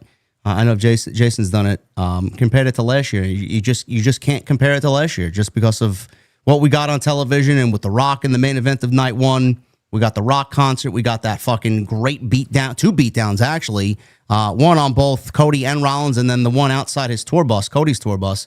We haven't had any of those moments this year. Any. And I could see why people are frustrated. Like, where is that excitement? Where is that unpredictability? Where is that volatile fucking WrestleMania environment? We don't have any. It's tough. So. Well, I'll say this. It feels more like a WrestleMania than WrestleMania 9 did. So yes. At least it has that going for it. Well, I mean, it certainly would have felt like WrestleMania 9 if one of these guys won and then got added to the main event of night 2. No, it would have felt more like a WrestleMania if, let's say, we go to night 2 and then poor Cody loses his championship, and then let's see who would come out to beat Cena to win the championship and end WrestleMania. Randy Orton. Yeah, I guess that works. You're throwing that out there in the universe. So you want Randy Orton right now? He's got no WrestleMania match. Just blow it all in one night. It's not like they have a big show coming up in St. Louis or anything. Let's just give it all away in Las Vegas. Imagine they're planning a fucking throwback or a callback to that moment, and they're going to do the same thing here for 41. That thought did occur to me that they may try to tie in the Las Vegas Mania to this one in some way. You know what? Send I don't know. Send somebody out there in the doink makeup to make a cameo and just leave it at that. I don't think we need to do anything else beyond that. So we're both going Rollins. So it's Rollins. Oh, wait. TK Banks says, what if Goldberg comes out and gets an impromptu title match and wins the championship? I deem that the worst WrestleMania of all time. Just by that. No, I think TK Banks should be put in timeout just for that alone. I agree. We're not ready for Goldberg, but he is on the horizon. So Seth, Jay, Charlotte, New Day, LA Knight, Naomi, and El Grande Americano. That is night 1. Going on to night 2. AJ Styles, Logan Paul, singles match. Don't really know what the story is. All I know is that Karrion Kross has done more for this than both AJ Styles and Logan Paul. Karrion Kross has said that this match, if AJ loses this, not only does he embarrass himself to lose to Logan Paul, but he embarrasses him and the rest of the locker room. Now, whatever that means and whatever that is going to lead into, I don't know yet. But Kross has done his fair share to get people somewhat excited for this. And I thought he had a very good performance last night on Monday Night Raw. His whole character is fine-tuned, Jason, very strategic. He knows what he wants to do. He knows his character very well. I thought it was portrayed in a good light on Monday night. Yeah, I don't know if you saw the promo in the back when he was walking through the hallway after his loss. I did. Yeah, I mean, he's been doing a lot of segments like that just to kind of fill in the gaps and really build on the character and the story they're telling. And it's a shame a lot of this stuff doesn't air on TV. But I mean, it was pretty clear. Like, what he's saying is, like, this guy came in from a different world. He's a YouTuber. And so if you can't go in there and beat him, what you're saying is that any YouTuber can just come in and do what we do. Like, that's effectively what Kross is saying. And he's been trying to motivate AJ. I noticed when he took the phenomenal forearm last night, he took it intentionally and kept his hands behind his back, when he took it. So it looks like he was very pleased with himself. Yeah, that he kind of brought out that side of AJ Styles. It's amazing to think that AJ has not won a singles match at WrestleMania since WrestleMania 35. Like, it's been a long time. And Logan Paul is somebody who we know what he can do in the ring. We know what AJ can do in the ring. It's been a while since AJ has had that one big standout match. And I feel like he's overdue for one. I think that this has the potential to be a show-stealing type of match. And I'm not going to say it's going to be the best match of the night, but I'm hopeful that this will be one of the better AJ Styles matches that he has had at WrestleMania, because there have been a few that have been disappointing. And I'm hoping this one will be one of the better ones. I'm going with AJ to win this match. I think AJ Styles picks up the win. I think it'll be a win that, frankly, I think he needs. I would say he needs it more than Logan does, honestly. I mean, Logan may be the younger one. They may have more plans for him than they do AJ, but man, AJ needs a big win in the worst way. Yeah, I think that's where I'm going to go. I said last night Logan Paul's going to win. Now that you said that, I think I'm going to go AJ Styles. I think he needs it more. Logan Paul's kind of I don't want to say he's bulletproof, but right now a loss for him is not going to really do much. People hate him for all the right reasons, and he plays his character very well. I think he comes back from this, and no harm is done to him. I think AJ needs to prove himself here and get the win. And like I said with Grande Americano and Rey Mysterio, what you said with this match, I feel the same way about that match too. I think those two matches could be the dark horse best match of the entire weekend. So we're looking at some solid in-ring work here with AJ and Logan Paul. Yeah, and as with Mysterio and Gable, you could run this one back at Backlash as well. Yeah, and Logan Paul wins the next one. So it's always possible that this will not be their only encounter. Damian Priest and Drew McIntyre. This has started out as a one-on-one match, and now it is now official. It's a Sin City street fight, which I do think was needed to give it that extra boost of emotion. This all came about because McIntyre had real glass splat in his eye after being slammed on a windshield, and he wore an eye patch for the next couple of weeks, and then revealed himself to be fine on the last episode of SmackDown. And he beat the shit out of Damian Priest, rather, Drew McIntyre, and left him laying by ringside. So we have Drew McIntyre getting back to that viciousness that we saw in his feud with CM Punk.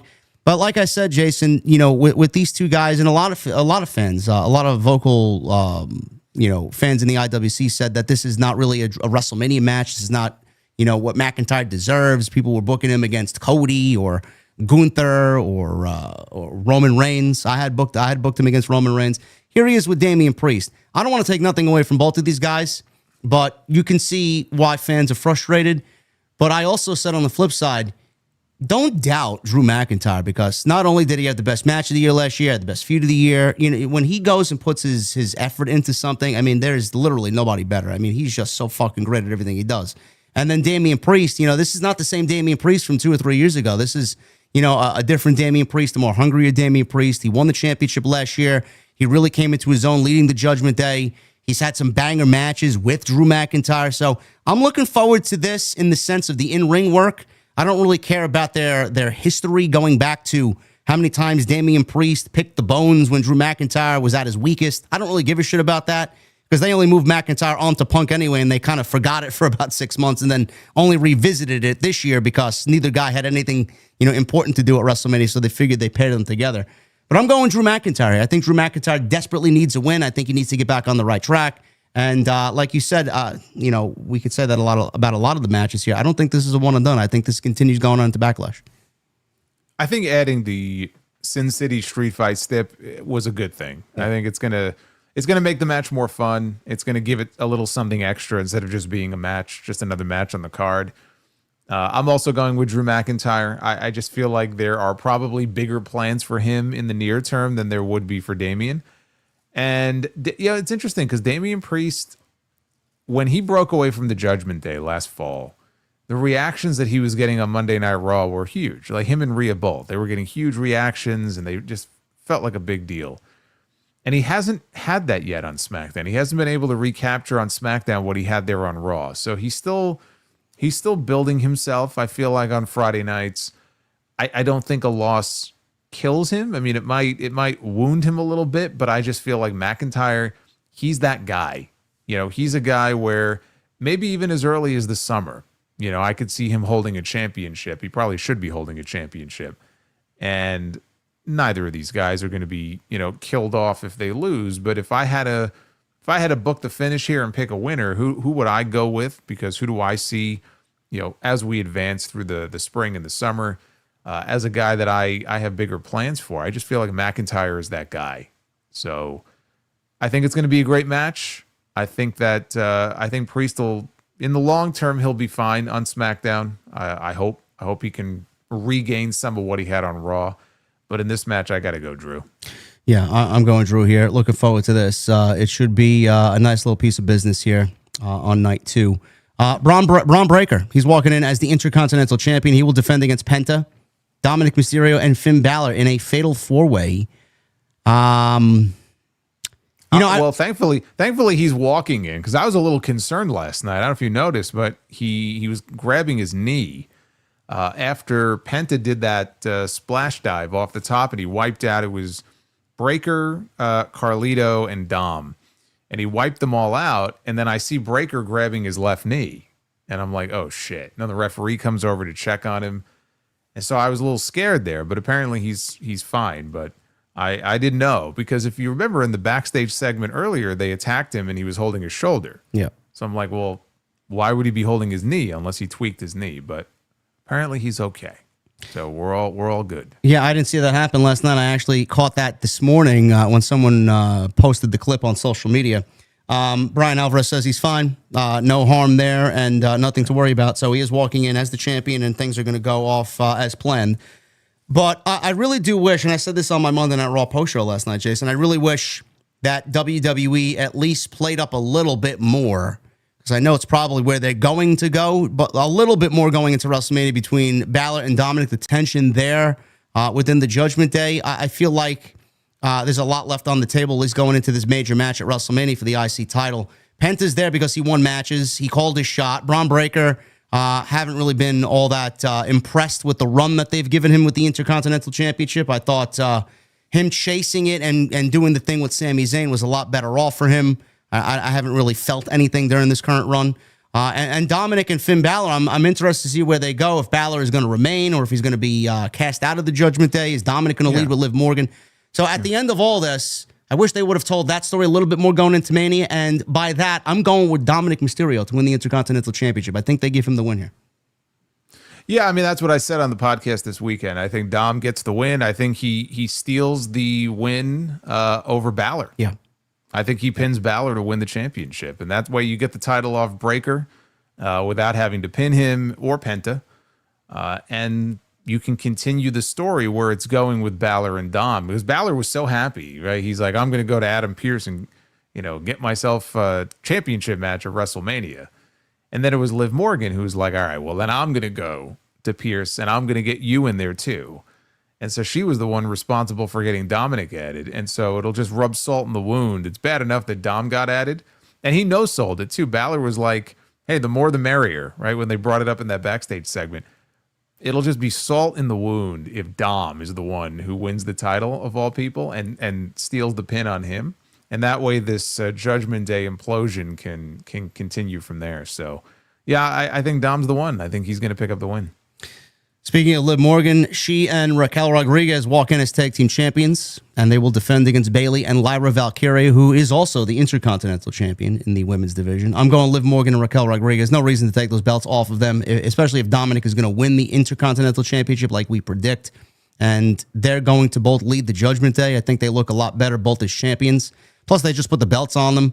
And I do think Bayley is eyeing the IC title. I think there's some underlying possible story there with Bayley and Lyra, in hopes of Bayley maybe turning heel and giving Lyra some nice babyface momentum going into a heel program with Bayley. I like that. I don't know if that's where they're going, but I'm going Liv and Raquel here. And I thought the body work, Jason, I said this last night as well, the body work from both Bayley and Lyra, as well as Liv Morgan this year alone in 2025, some really good in-ring actions coming out of the women's division on Monday Night Raw, and that has been evidenced by the last 2 weeks that we saw Bayley Lyra, last night with Bayley Liv Morgan. Some good stuff going on there.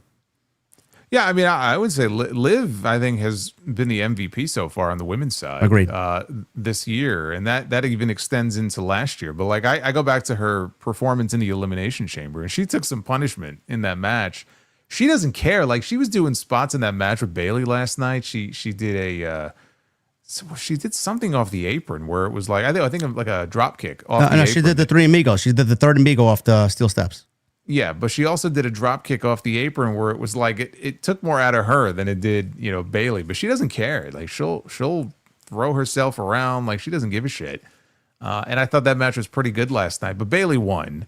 I don't think anybody in the world believes that the titles are changing here.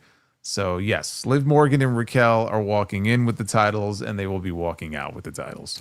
There you go.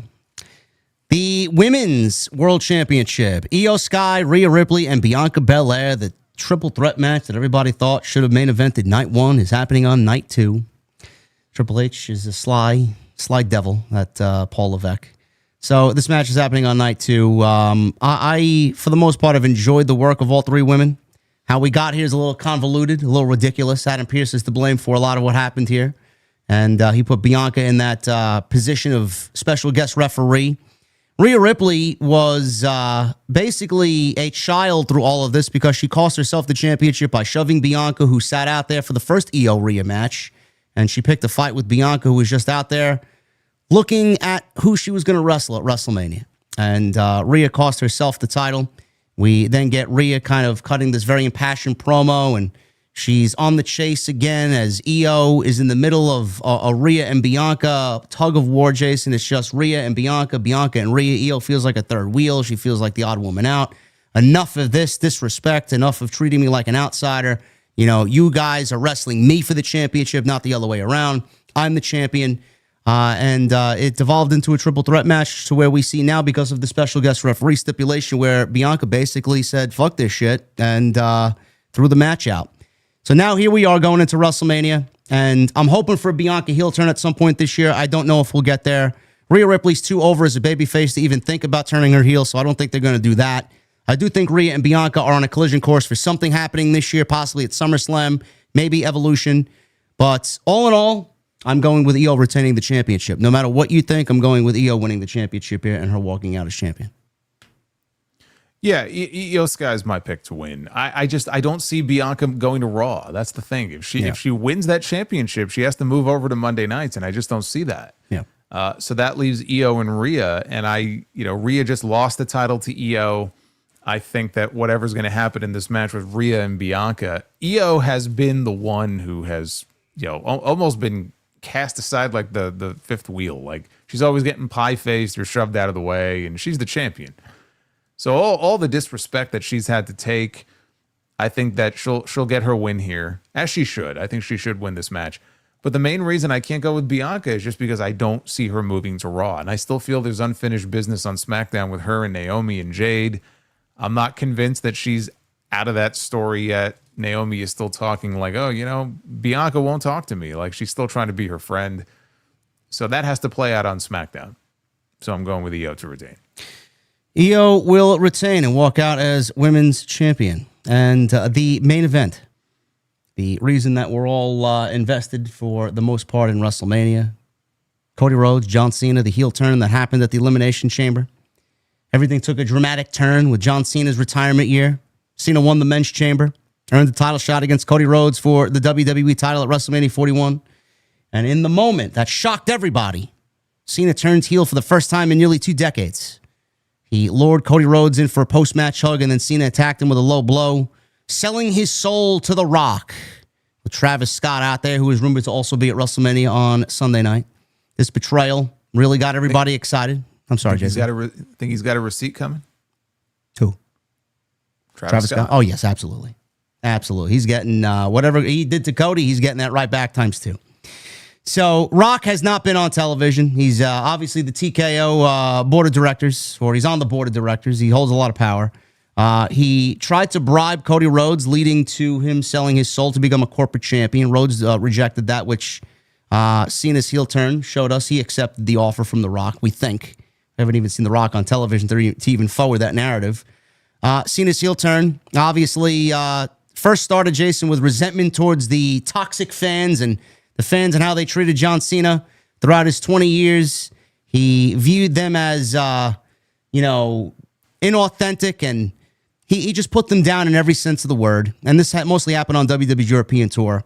And for the first 2 weeks, he put down the fans. We're not giving the fans what they want. I'm not going to give you what you want as far as a heel turn. No new theme music, no new look, no new John Cena. You're getting the John Cena that you guys vehemently disrespected for 20 years.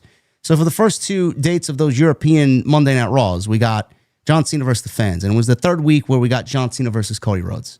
And we got a great face-to-face promo, probably one of the best segments on Pro Wrestling TV all year. And it really opened up a lot of what we were hoping for this feud. No Rock, though. No discussion of The Rock. And still, the fans are still kind of left disappointed because John Cena's been basically missing for a good majority of this WrestleMania build. And like I said, Cody Rhodes has basically been acting like Batman in Gotham City without the fucking Joker and, the Riddler and the Penguin and Catwoman and Mr. Freeze. You can name anybody else in the Gotham universe. It's not going to work because nobody's fucking on the level of the Joker. So he's basically working this program and doing as much as he could to get us to WrestleMania without John Cena being there. And a lot of fans have kind of soured on this, wanting more. And where's the build? Where's the excitement? Where's what we got last year? Where's the mention of The Rock? Where is The Rock? A lot of this is going into WrestleMania and really souring the fans. And I don't really know how the match is going to end up on Sunday night, but I think everybody thinks The Rock is going to be there. I predict The Rock is going to be there. I hope we get some big moment that we got coming out of the chamber finally at WrestleMania. And I know a lot of people are hoping that John Cena walks out the champion. There are a good majority of people that hope Cody Rhodes walk out the champion. But I'm going with John Cena winning the WWE Championship just for the simple fact of the matter that he aligned himself with The Rock and sold his soul to The Rock. I do think we see The Rock, and I do think that we need a payoff, and I think that's the payoff we're getting. Yeah, the biggest disappointment of this has been just the lack of follow-up to what we saw at the Elimination Chamber. Because it really was, like, if you look at what they did on that show, it was such a big moment. And it got everybody talking, and it got everybody excited, and that shot of Rock and Cena standing shoulder to shoulder. Now, what does this mean? Do we have some new heel, Hollywood heel group? What is this? And we haven't seen The Rock since. And we didn't see Cena for 2 weeks. And then he showed up. And what was he doing for 2 weeks? Until we got that great segment in London, right? He was ranting about how mean the fans were to him 15 years ago. I mean, that's effectively what it was. So this turn hasn't hit for me in the way that I was hoping. Like, I really wanted to love this. Like, wow, we're finally getting John Cena as a heel. And I find myself struggling to really like this as much as I thought I was going to. And I think also part of the problem is we were spoiled last year with what we got with The Rock. Because when The Rock went heel, he may not have physically been on the show every week, although I still feel like we got more appearances from him than we have Cena. But when he wasn't there, what was he doing? He was cutting promos on social media, right? In his gym or wherever he was. Like, I said this the other day, like, I was looking forward to Fridays because there would always be some sort of like Instagram video of him, cutting a promo on Cody Rhodes. I don't want to cut you off, but a lot of that had to do. Those are the best parts of WrestleMania last year. Those vignettes and those social media promos. But a lot of what he didn't say on television, he actually backed up in those promos. So it was almost as if he left deliberately out some key moments and then did that on social media. So it was just basically him covering his tracks, no? Well, covering his track, I mean, however you want to look at it, but the reality is, like, we were still getting to hear from him on a regular basis. And those social media promos were entertaining, and they were adding something, right? You felt like The Rock was still part of the build when he wasn't physically able to be there. We don't have that with John Cena. The only times we hear from John Cena are when he's on TV. And outside of that one segment with Cody Rhodes, like, a lot of what he's saying, it just, I don't know, for me, it just hasn't been hitting. It hasn't been, resonating in like, wow, this is really John Cena committing to this like full heel turn here. It's almost as if I think they had the idea in mind late last year about what they wanted to do, but it feels to me like they hadn't really fleshed it all out when they pulled the trigger on it. And they really haven't fully gone all the way with it.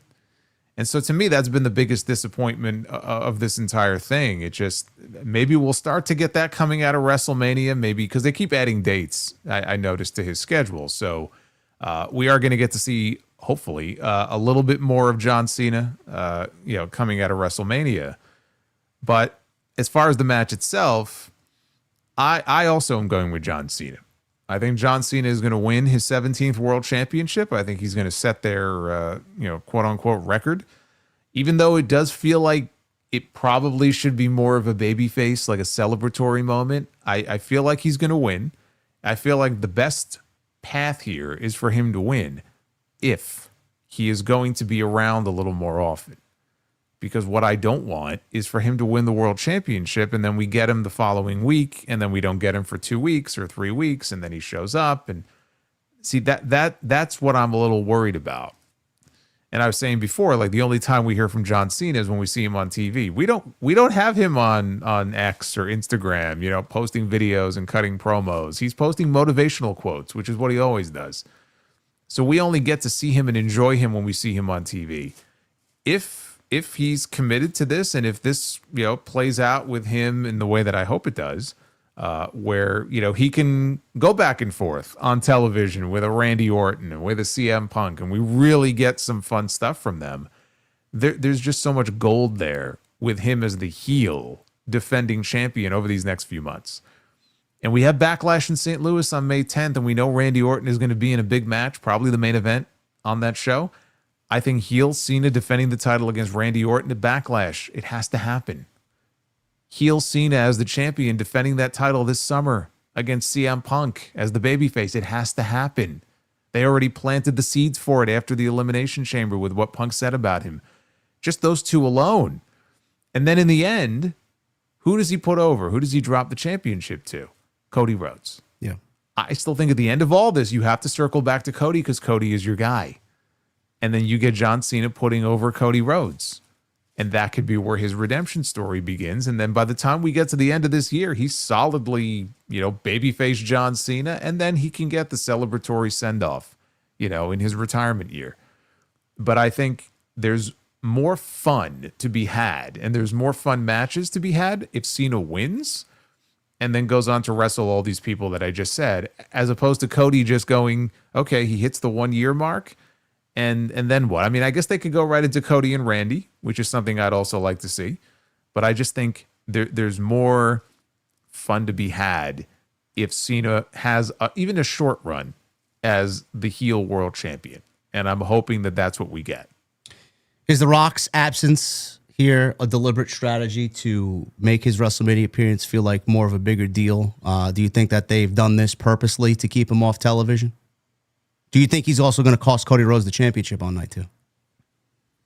I think he's going to be there. I think he's going to be involved in some way. I do. Do I think he's going to cost Cody the title? You know what I could see? And again, maybe this is just me hoping and fantasy booking. But again, I know Steve Austin is going to be there. And I keep coming back to him because I would like to see, The Rock eat one more stunner, before all is said and done. You could actually have Austin come out if Rock is there and all of a sudden it's not a fair fight. You got Rock out there helping Cena and the referee is down. This is not fair. This is not right. You could easily have Austin come out, neutralize the Rock, let him lay out the Rock with a stunner, and then let the match go on from there. Cena could still win in the end because you were talking about like a big moment like in the match. I'd like to see that, just selfishly. Yeah, me too. Yeah, I'd like to see a big moment like that. If it doesn't happen, it doesn't happen, but he's going to be there. So, I mean, he'll be in the building. If he can physically do it, I hope he can do it. But yeah, I think Rock will be there. I think that he will play a role in the match. I don't want to say he's going to play a role directly in the finish, but he'll be there. I'd be shocked if he wasn't there. And maybe it is deliberate. It sucks because we could have really used him on TV a couple of times, but was it deliberate? Yes, it probably was deliberate. I'm sure The Rock, he has a plan for what he's doing here, and I would be very surprised if he didn't make an appearance at WrestleMania during that match.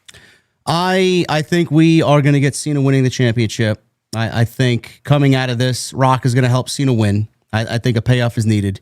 I'm already thinking towards SummerSlam because that's just the way my mind operates. If I was fantasy booking this situation, selfishly, I really still want a Rock Cody one-on-one match, whether it's for the title or a non-title match. I'm looking towards SummerSlam. I think we get Cena and Punk on one of the nights for SummerSlam because this year it is 2 nights at MetLife. Cena and Punk night 1, and then Cody and Rock night 2. That's theoretically the way I would go. I think we need a Cody Rock one-on-one match before we close that chapter. Yeah, but I don't see Rock wrestling anywhere but WrestleMania at this point. Like if he's going to wrestle again, it's going to be WrestleMania. I mean, that's just it. I just don't see him. I don't see him working any show other than WrestleMania. 2 nights or not. I know SummerSlam's 2 nights this year. Yeah, I just don't. I don't see it. Well, we will see what happens on Sunday night. I know WWE's probably got a bunch of tricks or, in Vegas terms, aces up their sleeves. So it's going to be a big night. Jason and I are both going to be all over the coverage on our respective channels. It's going to be tremendous. So thank you guys very much. And a fantastic show tonight. Thank you guys for the great discussion. And we're going to get into your super chats in just a second. Quickly, I want to thank you guys for the 3,400 in here right now. We got 1,100 likes. You guys are awesome. So please continue to hit that thumbs up. Let's try for, can we try for 1,500 is the goal for tonight's episode 91. Make sure you guys follow Jason on social media and on YouTube. Everything you need for his content is linked down below in the description. You guys know where to find me. And please make sure you guys keep it on the calendar for Thursday. I will be doing a WrestleMania roundtable discussion with Jesse and Ango and our special guest, Mr. Santi Zap. He will be joining us on Thursday. That's 3 p.m. right here on the YouTube channel. So look forward to that. Let's get into your super chats. And we're going to start at the top with Johnny Boy Vaccaro with a $5 super chat. If I was Seth, I would enter the match dressed in the Shield's gear just to get in Roman's head. We could see that. I mean, he did that last year. Yeah, I was going to say, he did that last year. I don't know if he'll do it 2 years in a row. Michael Krause with a 2. Good Tuesday, JD, Jason, OTS. Hope all is well. Yeah, thank you, Michael. Appreciate you, brother. Johnny Boy Vaccaro with a $20 super chat. So 25 in total from Johnny Boy. Thank you, brother. Fantasy booking Seth's favorites from Heyman is to get The Rock's contact, or favor, you mean, is to get The Rock's contact. Seth sells to be another Rock soul to completely get rid of Punk and Roman while moving on to get back his World's Heavyweight title from Jey Uso. Again, it's all plausible. It's all possibility. I don't want to say it's a high probability, but I mean, as far as fantasy booking scenarios, I would bet that at least has come across the creative table for sure. Nate with a $5 super chat coming to us from Australia. Hey guys, who do you predict that is getting a special WrestleMania entrance? Also, please don't sleep on NXT. Stand and Deliver probably get Javon Evans heel and the leader of Dark State. I'm not really interested in Javon leading a faction. Honestly, I know Trick is being teased. I don't think either of them work, but that's just me. Who's getting a special WrestleMania entrance, Jason? What do you think, Rhea, maybe? Yeah, I could see Rhea, yeah. I could see Rhea. I could see LA Knight. Nah, I don't see that. I would think they would want to save it for one of the bigger matches. Probably one of the title matches. So I'm thinking Rhea. I'm thinking. Has Cody had Downstate do his music live yet? I don't think so. Maybe. We'll see. I mean, there's got to be at least one. So, Sidro with a $5 super chat. Husband says to wife, "My Olympic condoms have arrived. Think I'll wear gold tonight." Wife replies, why not wear silver and come second for a change? Oh my God, man. Sidro, man, you going TV 14 tonight, bro. Already. I don't know you. Sidro also with a $5 super chat. Can't take my dog to the pond anymore because ducks keep attacking him. That's what I get for buying a purebred dog. And Solo, tell JD the American joke. So have you heard the American joke? I have not heard the American joke. So the American joke goes like this. You walk into the bathroom. When you walk into the bathroom, you're an American, right? Yeah. When you walk out of the bathroom, you're American. Yeah. When you're in the bathroom, you're European. Oh, see, I fucked it up. European. I fucked up the joke. Damn it. I get what you were saying. Oh, man. You're European. European. Okay. I used that joke actually at a family function the other day, and it went over better than I thought it would. But there were a couple people who said, "Yeah, just don't use that one again." So, yeah, comedy's not your strong suit, huh? no, it's not that. It's just the joke is just a terrible dad joke, and I should not use it beyond this point. But I used it tonight, and I fucked it up. I see, Sidro, you got him in trouble a little bit. Come on, bro. Jay Miller at 33.89 with a 5. Do you feel Jay Gunther needs a stip? No, I do not. It's not believable to me Jay wins a straight-up match after losing 3 times, or would that make it predictable? It doesn't need a step. No. Again, Jay, yeah, he's lost 3 times, but again, he's in a different mindset now, man. Like, he knows that this is WrestleMania. This is the big stage. He'll be completely embarrassed. You know, his family has been physically attacked. He himself and his name, his character has been just dragged through the mud by this man. And so he's going to be extra motivated going into WrestleMania. He's going to bring his best, and he's going to beat him. And he's going to win the championship. That's it. It's a very simple story. You don't need to overcomplicate it. You don't need a stipulation.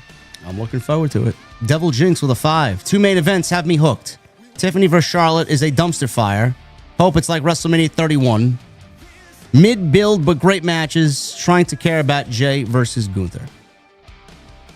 Listen, man, Jason told me in the sound check, the worse the hype is for the show, or the excitement level being this low, usually turns out a very good show. So no matter how you feel about the show, if your excitement is low, it may end up really surprising you, man. Go in with the lowest of expectations. Yeah.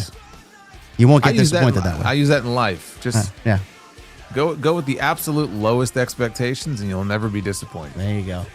Dark Effect and David Thiering. Thank you, brothers, for the 100 each in Super Chat. Appreciate you guys very much, and very fortunate that you're a part of both of our families. Jay Everington with a 5. True or false?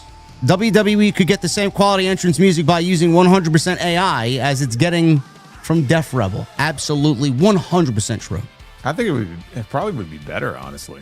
I've heard mashups of Metallica and Megadeth where I got AI. I actually played it on the show a few months back, where we got James Hetfield, somehow AI generated voice singing Dave Mustaine lyrics to Megadeth songs, and it sounds fucking great. I mean, it's ridiculous what AI could do, man. It's crazy. So yes, I heard your I don't know if it was an exclusive or you got tipped off on something, or you were talking about Def Rebel and the music deal. It's fucking ridiculous. Yeah, and apparently that's been going on for the last year, where they are using pre-written vocals and lyrics from like sample libraries.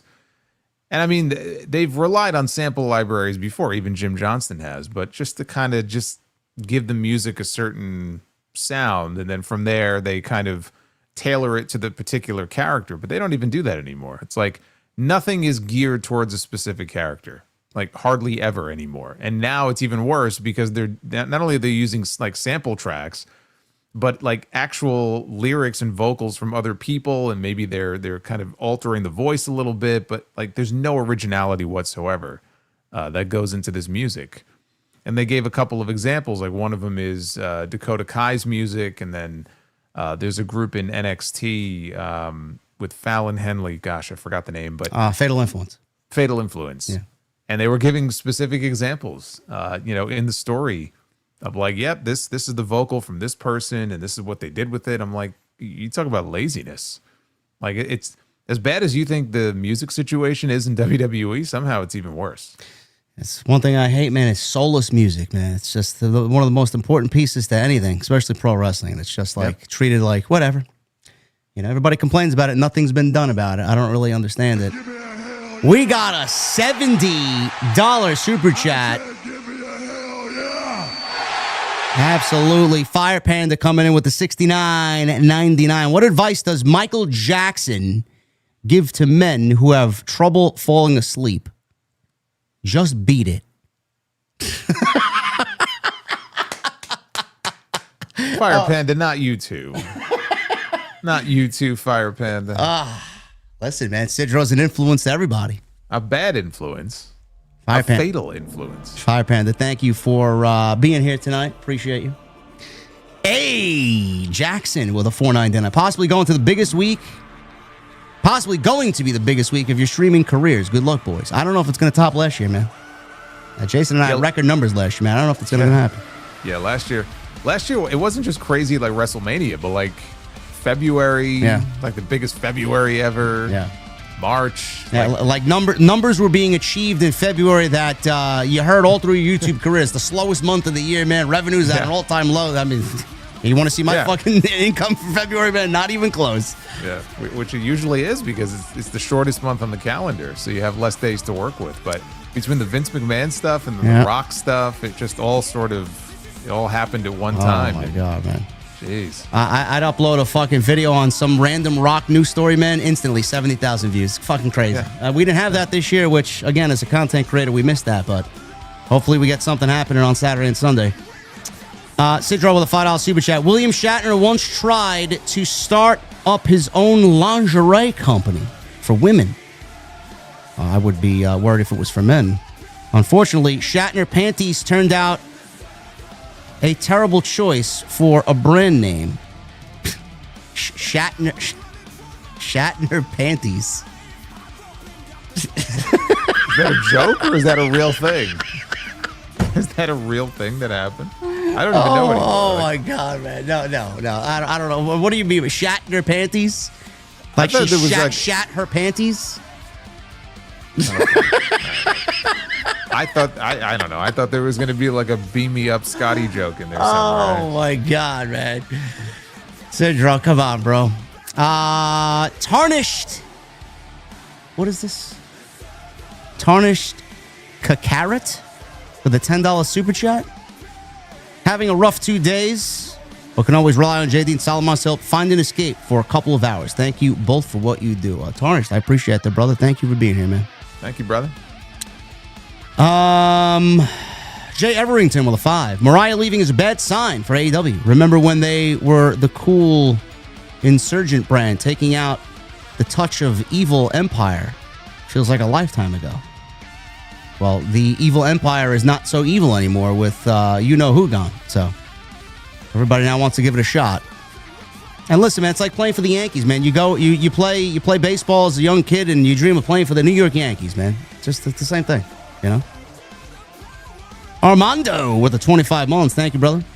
Going through a rough divorce, but I can always count on you guys to give me 3 hours of distraction. Keep up the good work, and cheers to you both. Thank you, Armando. As long as we can take your mind off things, that's all we can do. We love being here for you guys, man, and love that you find a nice escape through what we do here.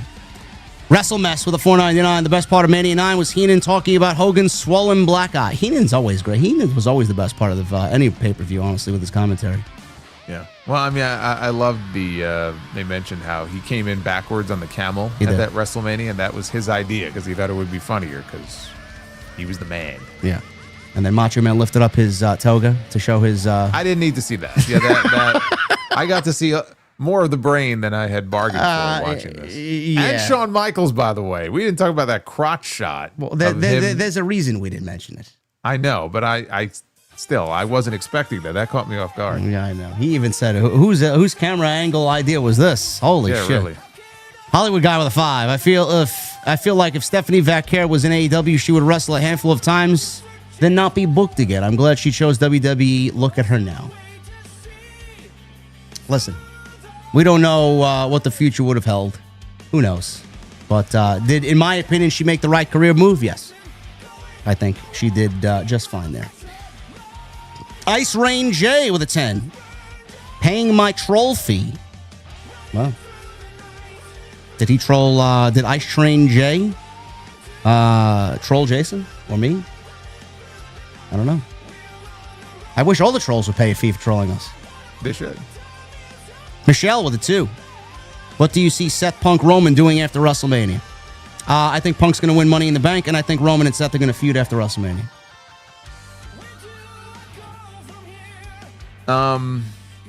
What is Roman going to do? I mean, Roman disappeared for 6 months after WrestleMania last year. He may disappear till SummerSlam, yeah. He may. I'm trying to think, like, is he going to be a Backlash? Probably not. Like, when is the next time we will even see Roman Reigns? I'm not sure. I don't see Punk winning Money in the Bank. I think we're going to get Punk and Cena this summer. I don't think it has to be by way of Money in the Bank. No. Okay. And Punk doesn't need it, you know? He's already won Money in the Bank twice, I think. He won it twice, I think, right? I think so, yeah. Yeah. I mean, he's at that point where he doesn't need Money in the Bank to get a title match. Maybe Braun Breaker wins Money in the Bank. Who knows? If they're not going to do King of the Ring, maybe Drew McIntyre wins Money in the Bank. There you go. Joey Jojo Jr. with a $10 super chat coming to us from Australia. I might be in the minority, but I like the idea of wrestlers going back and forth between WWE and AEW. I think it's good to see them in different environments and in different styles. I agree.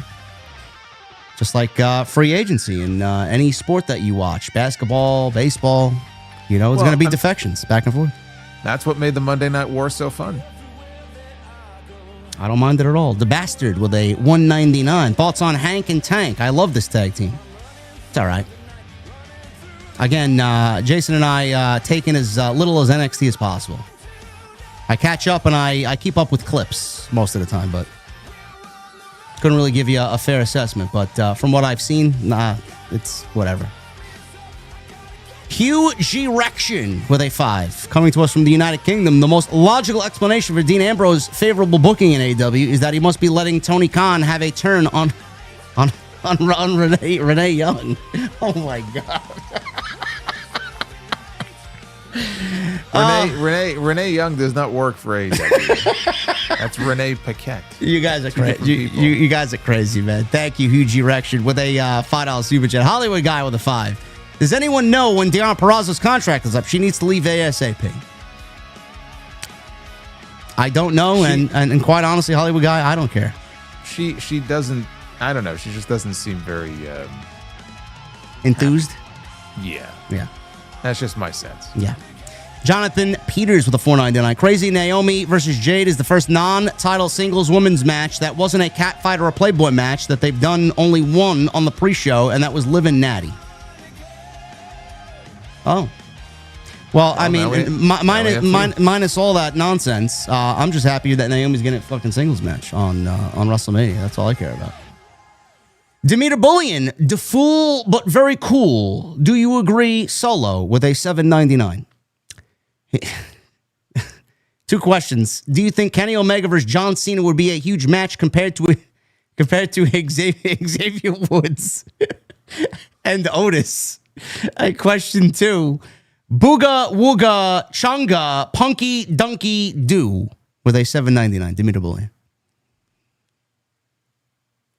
Well, I'm a little stunned by this here, but do you agree, Solo? Do I agree? Yes, I agree. John Cena, Kenny Omega would be a huge match compared to Xavier Woods. I think it would be a little bit bigger, yes, just a little bit though. And Otis. Oh man, that's fucking funny. See, Sidro, that's a joke right there, man. Hardcore Kevin with a $5 super chat. Hey JD Solo, I was randomly thinking, just like the Mercedes puppet on AEW, you and Jason should do a stream as puppet versions of yourself. Who's gonna make them for us? Do you know any puppet makers out there? Well, apparently Harley Cameron made that herself. Well, she's a multi-talented woman. She is. Omar with a $4.99. Which story was funnier, when Edge took Paul and made Kane go insane and pushed him down the stairs in the wheelchair, or the whole list of Jericho? I enjoyed the list of Jericho. I thought that was funny. Yeah. The other stuff where they were just killing Paul Bear every week was... Those are stupid. You know what I What? won't say that. What? No. Okay. Base Bears with a $2 super chat. Gunther would have been great in the early 90s WCW. He would fit into any era. I was going to say he would fit into any era. He would do just fine. Omar with a $10 super chat. Rank these WrestleMania entrances. Edge WrestleMania 24, Jeff Hardy WrestleMania 25, and Kurt Angle WrestleMania 22. I don't remember the Edge one. Oh, no, I'm sorry, not Edge. Jeff Hardy. I don't remember the Jeff Hardy one. I don't remember any of them. The Edge one at 24, I remember. That was for his match with The Undertaker. And Angle at 22, I don't remember that being overly special. I'd probably just go Edge first, and then Kurt, and then Jeff. All right. Omar also says, do you guys know Tommy Invincible is based out of the Bronx? His dream is to be in WWE. Big social media following. Do you think he has what it takes to get there? Heard the name, not familiar with his work. I know he wrestled, didn't he wrestle at a GCW show against Matt Cardona in December? Yes, I believe so. Okay. Yes. All right. Not familiar, though. Demeter Bullion, the fool, but very cool. Do you agree Solo with the $7.99? God. He's back. What if Rey Mysterio is the new member of Judgment Day? Helps Dom win the IC title and turns into a heel manager and takes his mask off. Oh, that's actually a sound comment. No, he's not going to turn heel and join the Judgment Day. A sane comment, Yeah. and not a good idea. No.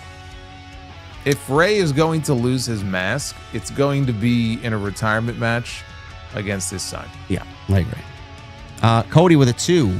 Love the shows, guys. Keep up the good work. Thank you, Cody. Sways Ando with a $3.49 coming to us from New Zealand. Just had back fusion surgery. Thanks for TNT for the help. We appreciate you, brother, and get well soon, please. Yeah, heal up, man. Get well soon. We'll be here for you. Project Libertad with a 2. Metallica bassist Hulk Hogan would never lie. Sure. Yeah, he would have been a much better replacement than Cliff Burton. Fuck out of here. Lauren with a bunch of $2 super chats. She says, Mania swerve, surprises, hoping Cena wins 17. We went over all that, Lauren. We had over an hour of discussion for WrestleMania. Mania swerves, she says, she repeated the same comment twice. And she also says, Randy Orton is on the poster of Backlash. Yeah, with snakes. I wonder what's going to happen at Mania. We didn't even talk about that, but he's not officially on the card yet. Maybe Friday. Maybe. Yeah, I mean, they might save it as a surprise. I mean, he'll be on the show. He's wrestling on the show. Yeah. And they made you think last Friday that it's going to be against Solo Sikoa, which I really hope that's not the match. I hope not. Randy Orton and Nick Aldis, I think that's still on the table, even though Orton flat out said, hey, why don't you take off the suit and get in the ring? And you'll notice, I think it got a good reaction from the crowd. I'm wondering if another possibility could be we get Solo and Tama Tonga against Randy and a mystery partner. And they use the mystery partner slot as a way to debut Aleister Black. I would accept that. Yeah, because I think it's important that Orton get a win if he's going to be in the main event of the next pay-per-view. And I wouldn't want to see them debut somebody new like that against him. But if they're on the same side, I think that could work. I like that as interim for sure. Base Beerus with a 2. He says, no yeet. No yeet. I guess he's not a fan of Jey Uso. I guess not. Toya ain't nice with a 2. Gunther versus Jey is going to cook. I think they'll deliver. I think they do on Saturday. B Mandible with a $9.99. Royal Rumble idea. How about the winner gets this? Not just a title match or a main event-ish. The winner will close out night 2 of WrestleMania. Now those are stakes worth fighting over. No, I like Jason's idea better. Just title match at WrestleMania. Leave it as that. I think the winner should get $400,000 like those wrestlers did on Dynamite last week. Sure. Leopoldo with a 5. OTS Tribal Queen asked what I was thinking. How does Jey win? 30 super kicks, a splash off the WrestleMania sign. He'd need 3 Braun-like spears just to have a chance. I think it'll be 28 spears. No, I'm sorry, 20. Oh my God, 28 spears. 28 super kicks. And maybe half a dozen spears. We're going to see a lot of that in the match. I think we will see a lot of the usual Jey Uso spam, but I think they'll I'm hopeful they'll mix it up enough. They'll tell a good story, and I think the match will be fine. Toy nice with the $2 super chat. I hope WrestleMania 41 is good. Trying to be positive here. I think it will. I think we're in for a good show. Boss Mo Jackson with a 199. Where do you guys see yourselves in 5 to 10 years? I don't even know what the fuck I'm doing tomorrow. 5 to 10 years. I'll still be doing my podcast. Yeah, probably. I'd love to be on Sirius, whether it's me individually or working with this guy here, TNT on Sirius. I think that'd be fucking great. 199 also, Boss Mo Jackson. He says Trish Stratus or Maurice, Kane or Abyss. And fun fact, Rock fought Taker 14 times. He only won 4 of them. Interesting. What are we basing it on? In-ring or attractiveness? In-ring, I'm going Trish. Attractiveness, I'm going Maurice. And Kane or Abyss, I'm going Kane. Original Kane. You're attracted to original Kane? No, I'm attracted to Trish and Maurice. You said you did both. You said on in ring I'm picking her, and in looks I'm picking her. I thought you were doing the same thing. Well, that's quite the bizarro comparison. I mean, who do you find more attractive, Kane or Abyss? You look like an Abyss guy. You just strike me as that. Thank you, Boss Bill Jackson. Appreciate you, man. Blue Jay with a 2. Vader versus New Jack hardcore match. Who wins? Do I put anything past New Jack? I gotta go New Jack. Yeah. And there's no telling. If it's a hardcore match, he can bring anything into the ring. He can bring a fucking machete to the ring. Toy A nice with a 2. I can see Liv helping Dom win the IC title. I could. I think Dom is going to win it regardless. Johnny Bishop with a 2. The dirty Dom lie, cheat, and steal reign is needed. I think we'll get it. Edward Liu with a 499. Is there a departure or set of departures that could compel TK to start changing his ways with AEW, or is there just no hope or redemption for Tony Khan? If Cody and Punk leaving hasn't changed his ways, nothing will work. Nothing. Joseph with a 199. And he knows for a fact that Mercedes' time in AEW is very short. As soon as this run is over, she's back in WWE Sasha Banks. No doubt about it. 199 with Joseph. No message. Thank you, Joseph. Alex with a 5. Brother JD and Solo, it's inconceivable to imagine that 3 of the 4 stars from Mania 39 Night 1 main event are not even on the card this year. Does that bother you? It doesn't bother me. I'm surprised that they couldn't find something for Sheamus to do. I know. That's crazy. Yeah, when was the last time we even saw him? 2 months ago? Yeah. The Rumble. Yeah, I was going to say probably the Rumble. Thomas with the 20 months. My expectations for WrestleMania are low, but could be a good thing. Hopefully WWE will be sizzling hot plates of storylines and matches to serve us. We hope. Anything's better than the fucking last 8 weeks that we got.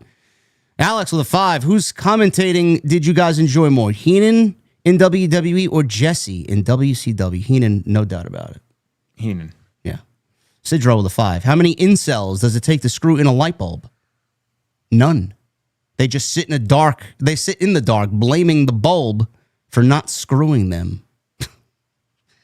Hashtag I love you guys. Hashtag TNT for life. Thank you, Sidro. Appreciate you, brother. Cozy Gaste with a 299 from Australia. No message. Thank you, Cozy. Kazama Fury with 32 months. The puppet talk gives me flashbacks of you allowing the Beaver to do Raw reviews in the Kevin Dunn voice. Yeah, I remember those days. I was unhinged. Raw was so bad that I allowed a puppet to do a 30-minute review. It was probably better than Raw. I know. And we'll end with this. Omar with a 499. Omar says, Kurt at 22, he was champ. Triple threat against Ray and Orton. Jeff at 25, he faced Matt. So is your order still the same, says Omar. Yeah, I know what the matches were. You asked about he asked about entrances, right? Yeah. I just couldn't remember anything special about Jeff's entrance for the match. So yeah, my order is still the same. And that is everything. We got through everybody. And as usual on a Tuesday night, when we get to this point in the show, I'm going to leave it to this guy to sound us off for what I thought was a great discussion for episode 91 here on Tuesday Night Titans. It was indeed. It was a great discussion. You know what? We've been going for so long here. I got nothing other than to just tell people Enjoy WrestleMania week, however you are enjoying. And I know this guy's going to have his coverage on his channel. I'll have coverage on my channel. Have some pity on us. We're going to be getting very little sleep over the next week. There's going to be a lot of content, I'm sure, on our respective platforms, but it's always a fun time of year, even if the build to WrestleMania wasn't necessarily as fun as it has been in the past. This is always a fun time of year, so have fun with it. And if you don't have fun with it, that's okay, because we're going to be here for you. Absolutely. Thank you guys very much for all your support. Appreciate you and what you do for Jason and I every Tuesday night here on Tuesday Night Titans. We'll be back next week with episode 92 post-Mania. It should be fun. We'll see you guys then. And WrestleMania this weekend, man. We'll be here to cover it all. Thank you guys very much, and we'll see you next week.